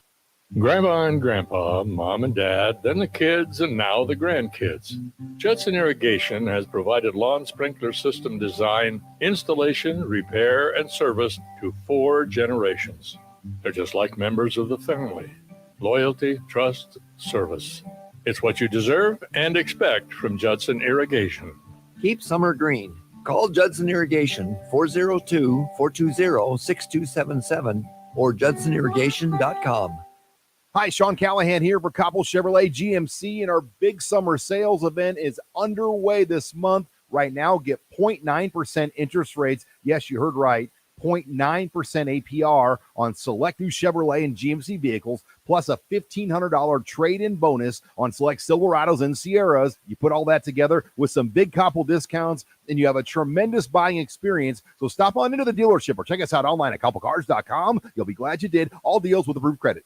Summertime is in full swing, and it's time to get to work on outdoor projects. Deck City is a great place to start as Lincoln's local source for everything decks. Deck City has everything you need to build the deck of your dreams, from treated lumber to Westbury aluminum railings and TimberTech composite decking. They offer advice from real deck professionals to give you proper guidance to make your project go smoothly. Call them today to schedule an appointment at 402-480-6671. Go online at deckcityne.com or visit their new location just north of 33rd and Cornhusker Highway. Deck City, your local deck experts. Hi everyone, Kendall Warnock with A1 Automotive in downtown Lincoln. If you're looking for an automotive repair facility you can genuinely trust, we would be grateful for the opportunity to earn your business repairing your vehicle. We have ASE master technicians and qualified to work on a variety of vehicles from Hondas to Porsches, Jaguars to Toyotas, and Chevrolets to Fords. We pride ourselves on customer service and relationships, and we would be grateful for the opportunity to serve you. Give us a call at 402-477-4660. A1 Automotive, always honest answers. Motor Food is Lincoln's hardest rocking food truck and cafe. Motor Food creates old school comfort food with a 21st century twist and lots of rock and roll attitude. Try the barbecue pulled pork mac and cheese, the grilled chicken Firebird sandwich, a 100% all beef split grilled hot dog, and any version of their funky fries. Stop by the cafe just behind Outback Steakhouse on 48th Street or catch the food truck out and about all spring and summer. Check out their menu, order carryout, or schedule catering at motorfoodtruck.com. There are some things that happen every day. In the morning, my paper gets delivered. Thank you. Around noon, my neighbor waters his flowers wearing a bathrobe and hip waders. Hello, Mr. Willis. Where's my paper? After dinner, the lady up the street walks her 14 poodles. And just before the 10 o'clock news, the Nebraska Lottery winning numbers are drawn for their daily games. Nebraska Pick 3, 2x2, and My Day. With Nebraska Pick 3, you choose your bet type. In 2x2, there's a $22,000 top prize. And with My Day, you choose a 6-digit date. They're all just $1 to play, with drawings every day. Oh, excuse me. Hi, Mr. Willis. I'm still looking for my paper. Guess which part of the day is my favorite? Nebraska Pick 3, 2x2, and My Day top prize odds vary by game. Integrated Life Choices has been inspiring opportunities for individuals with disabilities for more than 15 years in Lincoln and across Nebraska by offering a number of services. From group homes to independent living resources and job training, you'll find the support that allows people to live fulfilling lives. They're also hiring. If you're looking for a rewarding career supporting people with developmental disabilities, you can check out open positions along with learning more about services at ilc.net. Integrated Life Choices. At first, I was really nervous and intimidated to buy a ring. I wasn't sure what I was getting into. My experience at Starter Heyman was very easy. I felt like I walked out of Starter Heyman with the ring that was going to make her go wow and say yes. I love my ring. It is so beautiful. I absolutely love my ring. I get compliments on it all the time. I always tell them Starter Heyman. Yeah, we would definitely recommend Starter Heyman. Yeah, it was great. We're definitely coming back. Sure. Sauter Heyman Jewelers, Lincoln and Grand Island. SauterHeyman.com.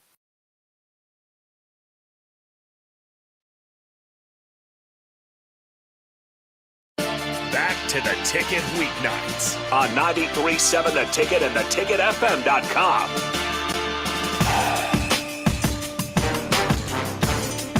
Welcome back to the Husker Rewind here on 93.7 The Ticket at theticketfm.com. I'm Mike Belby. Harrison Arns in for Tom Stevens. Tom is out of town. A very happy Father's Day to everyone. Hope you're having a great day watching the U.S. Open. For those that are or are not, it is Wyndham Clark with a 2-shot lead on Rory McIlroy through 9 for McIlroy, 7 for Wyndham Clark. Ricky Fowler has kind of fallen apart, 3 over through 7. One guy who never falls apart, he is always somebody that is on top of everything, is the play-by-play voice of the Nebraska softball team, Mr. Nate Rohr. Nate, how are you, my friend? Oh, it's been a heck of a week. You talk about me never falling apart. I almost fell apart this week with all the Jordy Ball news and hype and excitement, and it's been a pretty good week for me, no doubt about it. I can only imagine. Now, Jordy was committed to Rhonda Revelle in the Nebraska program for 2.5 years or so. Was that about the time correct. frame? And then ultimately she decides that, not a slight to Nebraska, but she decides, I didn't even give myself a chance to go look anywhere else. And so from that standpoint, I'm going to ask you, can you elaborate on that and walk us through what things were like a few years back when the decommitment came? And obviously Rhonda and the staff wished her well, but everybody was a little disappointed on top of it. Yeah, absolutely. The intervening event was the investigation that was undertaken by Bill Moose and the athletic department in the summer of 2019. There were some complaints raised by some Husker players, and they were investigated. And the good news is that a full investigation was undertaken, and even though the softball program had kind of disappointing results in the couple of years around that, they did investigate. They did give Rhonda Revelle more or less her day in court, if you will. The bad news is it took all summer. well, what was going on the recruiting front was Jordy Ball was preparing for her junior year of high school. And that's really when recruiting attention gets hot and heavy. Nebraska had offered Jordy Ball the moment they could. Jordy committed because, she had grown up going to the Husker camps. Her family, I think, are pretty big Nebraska fans. Being somebody from Papillion and being somebody with deep Nebraska roots, if the Huskers offer you, I think it was one of those deals where she wanted to accept. However, with the investigation going on around Rhonda Revelle, Jordy was presented with a situation where she really didn't know what the picture was going to be for Nebraska softball moving forward. And especially 2 years out, she just didn't know where Nebraska softball was going to be. At the same time, her recruiting really exploded at a tournament, a big 4th of July tournament in the Denver area. And a lot of schools latched on to her at that tournament, including Oklahoma. And so with the uncertainty around the Nebraska softball program, she decommitted and took the Oklahoma offer and then dominated the last 2 years of club ball and her last 2 years at Papillion La Vista. And it looked like a wise decision by Patty Gasso and the Oklahoma staff to buy that stock just as it was taking off. Not that Jordy Ball was an unknown commodity on the recruiting trail, but she was really coming into her own at about that time. So it was just really a circumstance of a lot of bad timing, the unfortunate break of the investigation taking all summer, and then Oklahoma took advantage of that uncertainty. And Jordy Ball, in a situation where she needed to build some certainty, went with Oklahoma and went down there for 2 years. And when she goes down there, she winds up with almost unmatched success of any freshman pitcher. I mean, sure. 44-2 overall. That's the whole thing. Like how dominant. Now, I was around the program in the early 2000s, and I had an opportunity to watch Leanne Walker and Peaches James pitch. And joking around, I actually stood in the bullpen at Oklahoma State's field, and Peaches threw a couple of pitches. She threw them like 45 miles an hour. They looked like they were coming at me 120 miles an hour, though. And so like that reaction time, because the pitcher's so close, I know from that standpoint, if you've got control, you can be dominant. But Jordy Ball has a domination of this sport that, like, I can't think of any. Like Kat Osterman from Texas comes to mind. Like, sure. It is one of the Jenny Finch, the most dominating pitchers that may ever play the game. Yeah, she has. The thing about Jordy is she is putting up numbers that look like, the best of Peaches James, Leanne Walker, Kat Osterman, Jenny Finch, in an era of college softball that offense is a lot more prevalent because in the intervening years, the offense in the sport has really caught up. Teams have broadened their knowledge base as far as what pitchers throw, what they need to look for. And as a result, hitting has really advanced. So Jordy Ball is really dominating from the circle at a level that we saw from some of the best, 15 years ago, but had almost seen die out of the sport in recent years. So talk about then the offensive side for Nebraska, because you had a pretty talented young lady named Billy Andrews that she's back next year, correct? Yes. And you had an offense that was able to put up numbers. Now they weren't league leading, but they were solid numbers. Like they genuinely have an offense that if they could have just simply had, against some of the better teams this last year, the one thing that you would notice is they would go toe to toe, but against the absolute top cream of the crop teams that they played on their schedule, the teams that were in the College World Series, they were missing that X factor. to stay in the game. They could stay in it to a point, and then they just didn't have the X factor. Obviously, Jordy Ball is that X factor, but talk about offensively what they have coming back and what is going to help set the table then for them to have a season that might be quite memorable. Yeah, so this Husker team, looking forward to 24, they'll return between 7 and 8, depending on how you want to score it, because Courtney Wallace was in the batting order about half the time for this team. So either 7 or 8 starters in a lineup that was pretty good.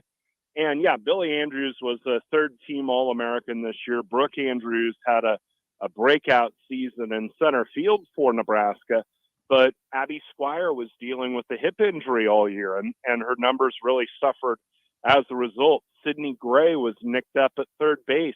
Her numbers suffered.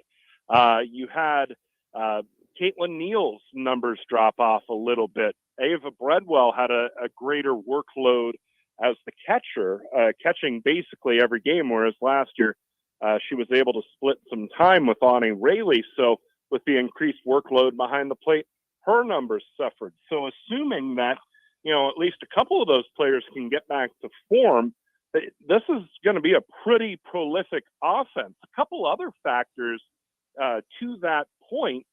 Talia Tokheim had come into the Nebraska lineup and really asserted herself for about a 2-week stretch. She had played her way into the starting designated player role and hit fairly well.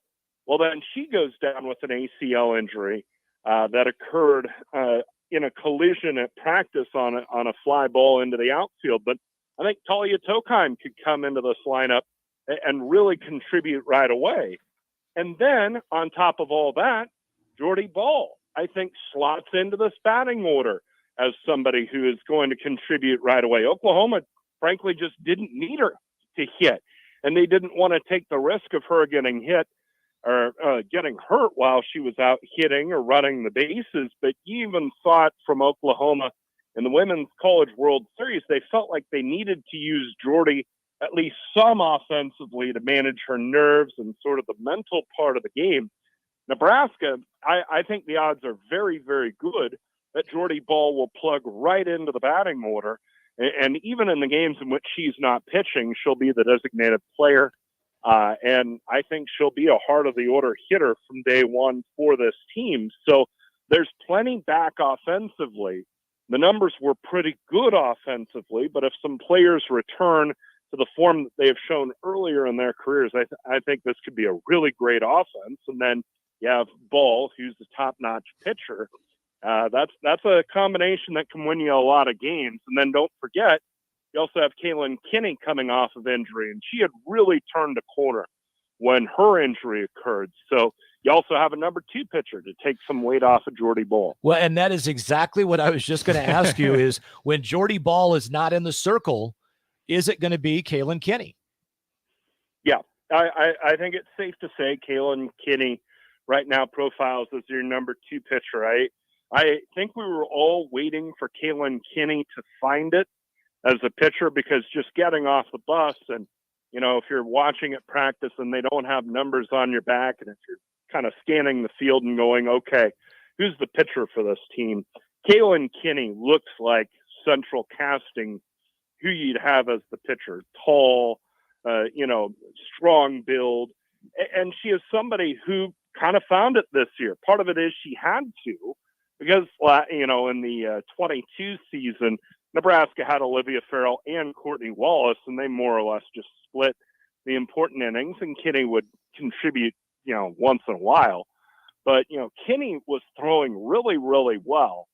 And then she breaks her hand, and as the team was getting ready to head to Arizona the third week of the year, it was just determined that she couldn't go any farther with it, which is a real shame. But I think she slots in as the number 2, and then you have the presence of both Ball and Kinney, and I think that just amplifies what Sarah Harness can do in the circle as a number 3 pitcher. I mean, in this day and age, as tempted as you might be to ride Jordy Ball, and Jordy Ball, as we've said, is as good a pitcher as there is in the country, you really want to have two on whom you can rely, and then one more that can win you a game here or there in conference, or take care of a midweek game to where you give them the ball on a Wednesday night against Creighton and say, okay, you're throwing 7 tonight unless we cut this game short. And I think, Sarah has a lot of potential and can be somebody who can win some games for this team. I think once Kaylin Kinney went down, she put a lot of pressure on herself and really struggled with the mental part of the game to where she wasn't nearly as effective the second half of the year, whereas the first half of the year, she pitched pretty well for this team, and Sarah has some experience as an ace. So I think there are better things ahead for her for Nebraska as well, behind Kinney and Ball. Absolutely. And it's nice to know that they do have the depth. Talk a little bit about how the program rebounded after 2019. Obviously, you had to kind of regroup. I don't necessarily think that Coach Revelle reinvented herself. I think she probably just said, you know what, I believe in what I do, and I'm going to go win as many damn games as I can. But walk through what you experienced being around the program the last few years as they've obviously started getting back to that super successful softball program that we're used to. Well, yeah, through the summer of 2019, and if you recall, the decision to retain Rhonda Revelle and have her continue as Nebraska's softball coach came down the Sunday before school started in August of 2019. So all the summer team building you hope to do and hope to foster really was out the window. And so really the whole 2021 season was kind of just about finding your legs and getting through a tough year after all that controversy. The 20 year with COVID, and then 2021 was just navigating COVID and just surviving that, never mind trying to rebuild the team chemistry and the focus and the drive and all of that. But the moment the 21 season ended, so we're talking June of 2021, preparing for the 22 season, Olivia Farrell and Courtney Wallace and Carly Sievers really stepped up and said they wanted to be good leaders for this program, and conversations began about what they could do to lead this program forward. And I think, Wallace and Farrell really challenged themselves as two in-state kids, two kids who grew up loving this program, grew up wanting to be a part of it, and they didn't want to leave it in a bad spot. So they really took a lot of onus on themselves in terms of leadership. There were also just some parts that were gained that were young parts. Billy Andrews was a freshman in 21. Sydney Gray showed some promise in 21 before she blew her knee. But you have that great senior leadership setting the pace to cut the right path for that great talent, to where that team showed up in 22 and was in a good psychological place. And the schedule was eased a little bit to try and build some confidence. They were able to do that. And then they just frankly got hot.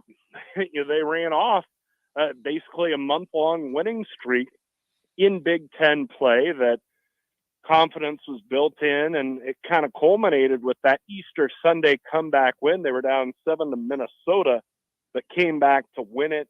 And that capped that winning streak. And then after kind of sputtering at the end of the 22 season, they go down to the Big Ten tournament and end up winning it, including beating Michigan. So Rhonda Revelle, in her last shot at Carol Hutchins, with Hutchins coaching Michigan, she goes a combined 3-0 between the regular season and postseason.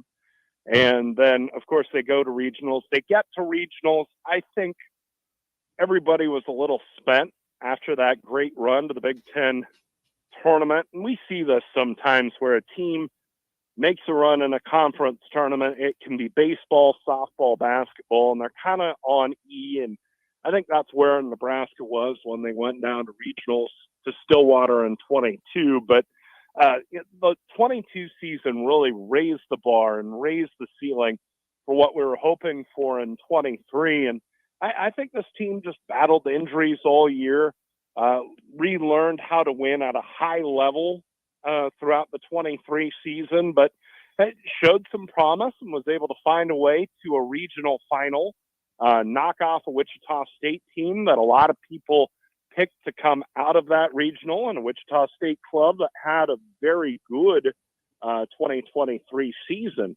But now, with the addition of Jordy Ball and with all the pieces that are returning, the ceiling's getting raised more and more, and there's just a lot of momentum behind this program.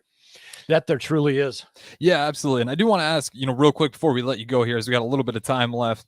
Obviously, we got Jordy Ball, and you feel good about her being in the closeout games. We talked about it a lot. Last year felt like a litany of injuries, and in particular on that batting order. Is there any players that you feel that we didn't see the best of due to the form that they're coming back from an injury or still dealing with one that you're excited to see healthy in this upcoming season? Well, I think Abby Squires at the top of that list for me. I mean, she had a pretty substantial hip injury that she was getting herself through last year. She also had the added onus of being a captain, and I think that put a lot of psychological weight on her. And as we know, the game is as much mental as it is physical. I'm also interested to see how Ava Breadwell rebounds from this year, because as I mentioned, the numbers dipped a little bit. She had a greater load because she had to catch every game, whereas her freshman year, she caught more than anything else, but she also got some games where she was the designated player and can focus solely on hitting. And so I'm wondering if Nebraska sees a bounce back from Breadwell. I think they'll see a bounce back from Squire. I think those are the two that I would headline as returners that we can hope for a better 24 out of. Nate Rohr joining us here. One last question for you, Nate. Nebraska fans already have found the number to the ticket office. Hey, yes, they have. What is the best way for fans that want to get in for season tickets, single game tickets? What's the best way for them to go about it? And what have you heard about numbers and capacity for Bowlin Stadium? Yeah, so I would, if you are looking to get on a waiting list, I don't think they've put season tickets up for sale, but I know on social media, the Nebraska ticket office distributed a link where fans could get themselves on a waiting list so that when those tickets go on sale, you can get in. I would call 1-800-8-BIG-RED tomorrow if you are thinking that you want tickets for next year. And the reason for it's pretty simple. I mean, Nebraska had a season ticket base of 400 fans, give or take, this 2023 season. And Nebraska's attendance was good, especially the second half of the year. They were drawing regularly over 1,000 fans per game. But in the day and a half since Jordy Ball made official her transfer to Nebraska, the Nebraska Athletic Ticket Office has gotten around 2,000 requests for season tickets. So they're going to be a hot commodity. I mean, this is something I'm not used to. What? Nebraska softball has always had good support. They've always had interest. They've had a few crowds over 2,000 fans, but, it is sounding like, especially if a significant portion of the people who called in toward the end of last week will put their money where their mouths were, the place is going to be full for the entire season. So nothing wrong with that. That's going to be remarkable. I've joked with people I'm going to be scalping bar stools in the back of our broadcast booth so that I can cash in on this a little bit. Not a bad idea. Yeah, I would reach out to the ticket office as soon as possible. And Nebraska softball is going to be a tough ticket next year. I know there's been already some conversation about adding capacity to Bowlin Stadium. If you're acquainted with the ballpark, they have the box seating, the typical chairbacks from the home plate side of the third base dugout all the way around to the first base dugout. There's berm seating behind the dugouts. There's berm down the line and around the outfield. And there are also banks of bleachers down the first baseline. There is room on the third baseline to put bleachers in, not to say that's, dead and official, but that would be a possibility for some easy capacity expansion. But I think it's safe to say Nebraska is looking for ways to get more people into Bowlin Stadium for 2024. And if you want to be one of those people, you better reach out now. All righty. Nate Rohr, thank you so much for the time. Great to catch up. Fantastic information on the softball program and Nebraska's newest edition, Jordy Ball. Greatly appreciate you coming on. Hey, thanks for having me. Happy Father's Day. And it's been a fun week, no doubt. All righty. Happy Father's Day, Nate. Nate Rohr from he's the play-by-play voice for the Nebraska softball team, filling us in on what to expect moving forward. And it sounds like it is going to be a blast at Bowlin Stadium next year. Yeah, it's also going to be pretty full. You better, that stool idea might not be bad. Scalp a couple seats. Absolutely. We'll put a bow on this show and preview the finish line when we come back right here on 93.7 The Ticket. General contractors, business owners, property owners. The success of your business requires doing business with the right people. And the right people, when it comes to drywall, acoustical ceilings, and specialty products, are at Premier Drywall. Kevin and his crew will give your project the response and attention it deserves. You'll get all of the attention to detail and quality that you would expect from someone who's been in the business for 30 years. For your new builds, build-outs, or renovations, reach out to Kevin. Kevin at PremierDW.com. Premier Drywall in Lincoln. Grandma and Grandpa, Mom and Dad, then the kids, and now the grandkids. Judson Irrigation has provided lawn sprinkler system design, installation, repair, and service to 4 generations. They're just like members of the family. Loyalty, trust, service. It's what you deserve and expect from Judson Irrigation. Keep summer green. Call Judson Irrigation 402-420-6277 or judsonirrigation.com. Hi, Sean Callahan here for Koppel Chevrolet GMC, and our big summer sales event is underway this month. Right now, get 0.9% interest rates. Yes, you heard right. 0.9% APR on select new Chevrolet and GMC vehicles, plus a $1,500 trade-in bonus on select Silverados and Sierras. You put all that together with some big Koppel discounts, and you have a tremendous buying experience. So stop on into the dealership or check us out online at KoppelCars.com. You'll be glad you did. All deals with approved credit. Summertime is in full swing, and it's time to get to work on outdoor projects. Deck City is a great place to start as Lincoln's local source for everything decks. Deck City has everything you need to build the deck of your dreams, from treated lumber to Westbury aluminum railings and TimberTech composite decking. They offer advice from real deck professionals to give you proper guidance to make your project go smoothly. Call them today to schedule an appointment at 402-480-6671. Go online at deckcityne.com or visit their new location just north of 33rd and Cornhusker Highway. Deck City, your local deck experts. Hi, everyone. Kendall Warnock with A1 Automotive in downtown Lincoln. If you're looking for an automotive repair facility you can genuinely trust, we would be grateful for the opportunity to earn your business repairing your vehicle. We have ASE master technicians and qualified to work on a variety of vehicles from Hondas to Porsches, Jaguars to Toyotas, and Chevrolets to Fords. We pride ourselves on customer service and relationships, and we would be grateful for the opportunity to serve you. Give us a call at 402-477-4660. A1 Automotive, always honest answers. Motor Food is Lincoln's hardest rocking food truck and cafe. Motor Food creates old school comfort food with a 21st century twist and lots of rock and roll attitude.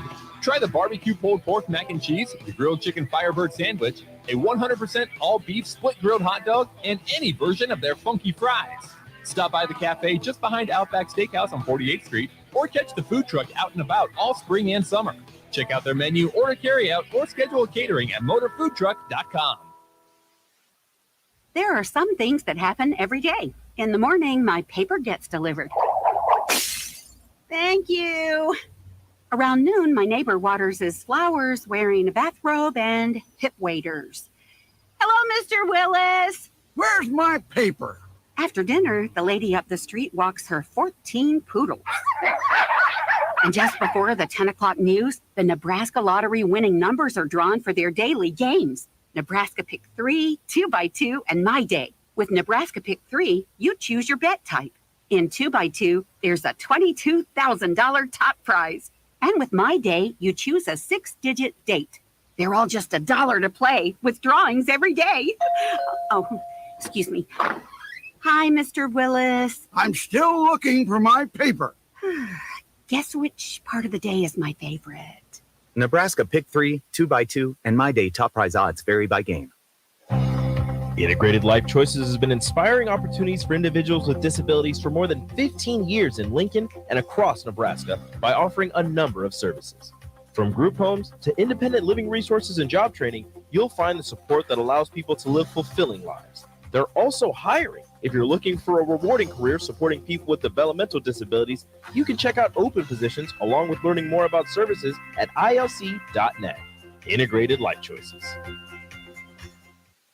At first, I was really nervous and intimidated to buy a ring. I wasn't sure what I was getting into. My experience at Starter Heyman was very easy. I felt like I walked out of Starter Heyman with the ring that was going to make her go wow and say yes. I love my ring. It is so beautiful. I absolutely love my ring. I get compliments on it all the time. I always tell them Starter Heyman. Yeah, we would definitely recommend Starter Heyman. Yeah, it was great. We're definitely coming back in the future. Sauter Heyman Jewelers, Lincoln and Grand Island. SauterHeyman.com. Back to the Ticket weeknights on 93.7 The Ticket and theticketfm.com.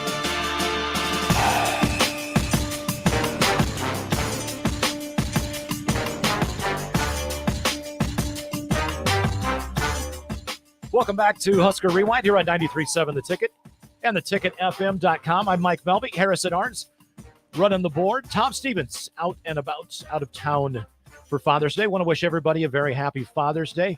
Huge thank you to Brent Wagner from the Lincoln Journal-Star for coming on in hour number one and talking about all the excitement with the Nebraska volleyball program.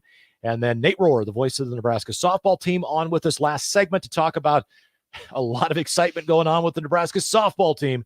And Jordy Ball. Get those tickets now. Yeah. It's a big consensus at the end there. Do you wonder what the over-under – have you noticed that the resemblance that Jordy Ball has to Sarah Jessica Parker?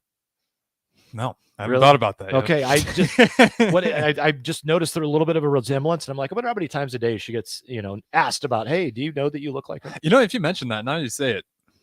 Yeah, I'd have to do another check, but just one of those. It might have been came up once or twice. Yeah, quite possible.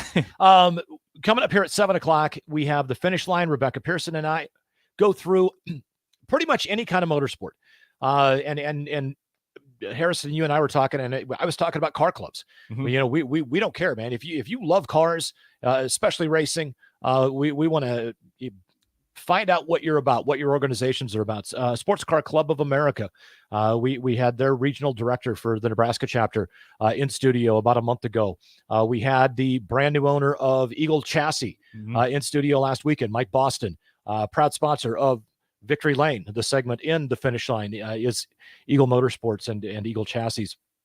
But fantastic family, the racing community in and around Lincoln. It's unbelievable. I was a part of it on a night in, night out basis and day out basis for about 10 months out of the year out at Eagle Raceway for, a good chunk of a decade. And I know so many people that are still involved with all that stuff. And tonight we're going to have one of those guys that's been involved for as long as I can remember. He used to drive late models. He's driving sport mods now, I think, out at Eagle. Dana Diekey's going to jump in studio with us. But Rebecca and I are also tonight, we're going to talk Formula One. The Canadian Grand Prix was today. And not much of a surprise. I know Lewis Hamilton finished third. The point leader wound up with the win. I'd always forget his stupid name. Anyway, Max Verstappen. But he has the point lead in F1 and took the win today up in Montreal. But we'll talk about that. We'll talk a little bit about Eagle, Beatrice, All-Stars. Ohio Sprint Speed Week was this week. There was a tie for the point title. They had to go to a tiebreaker to see who won it. Unbelievable racing there. NASCAR's dark this weekend, but all kinds of motorsports talk coming your way on the finish line here in just a couple of minutes. Harrison, thank you so much for jumping in with me, man. Absolutely. Yeah, it's been a great time. Not everyone can be Tom Stevens, but I did my best out here. So again, it'll be good. Tom Stevens will be back next week. Don't worry for Husker Rewind. But up next, the finish line. That'll go for an hour. And then you have Get Your Happy On with Ricky Simmons to cap off Ticket Weekends. It's been an awesome Sunday so far. Go back to theticketfm.com, catch any of the podcasts you've missed. And again, finish line up next with Mike Melby and Rebecca Pearson.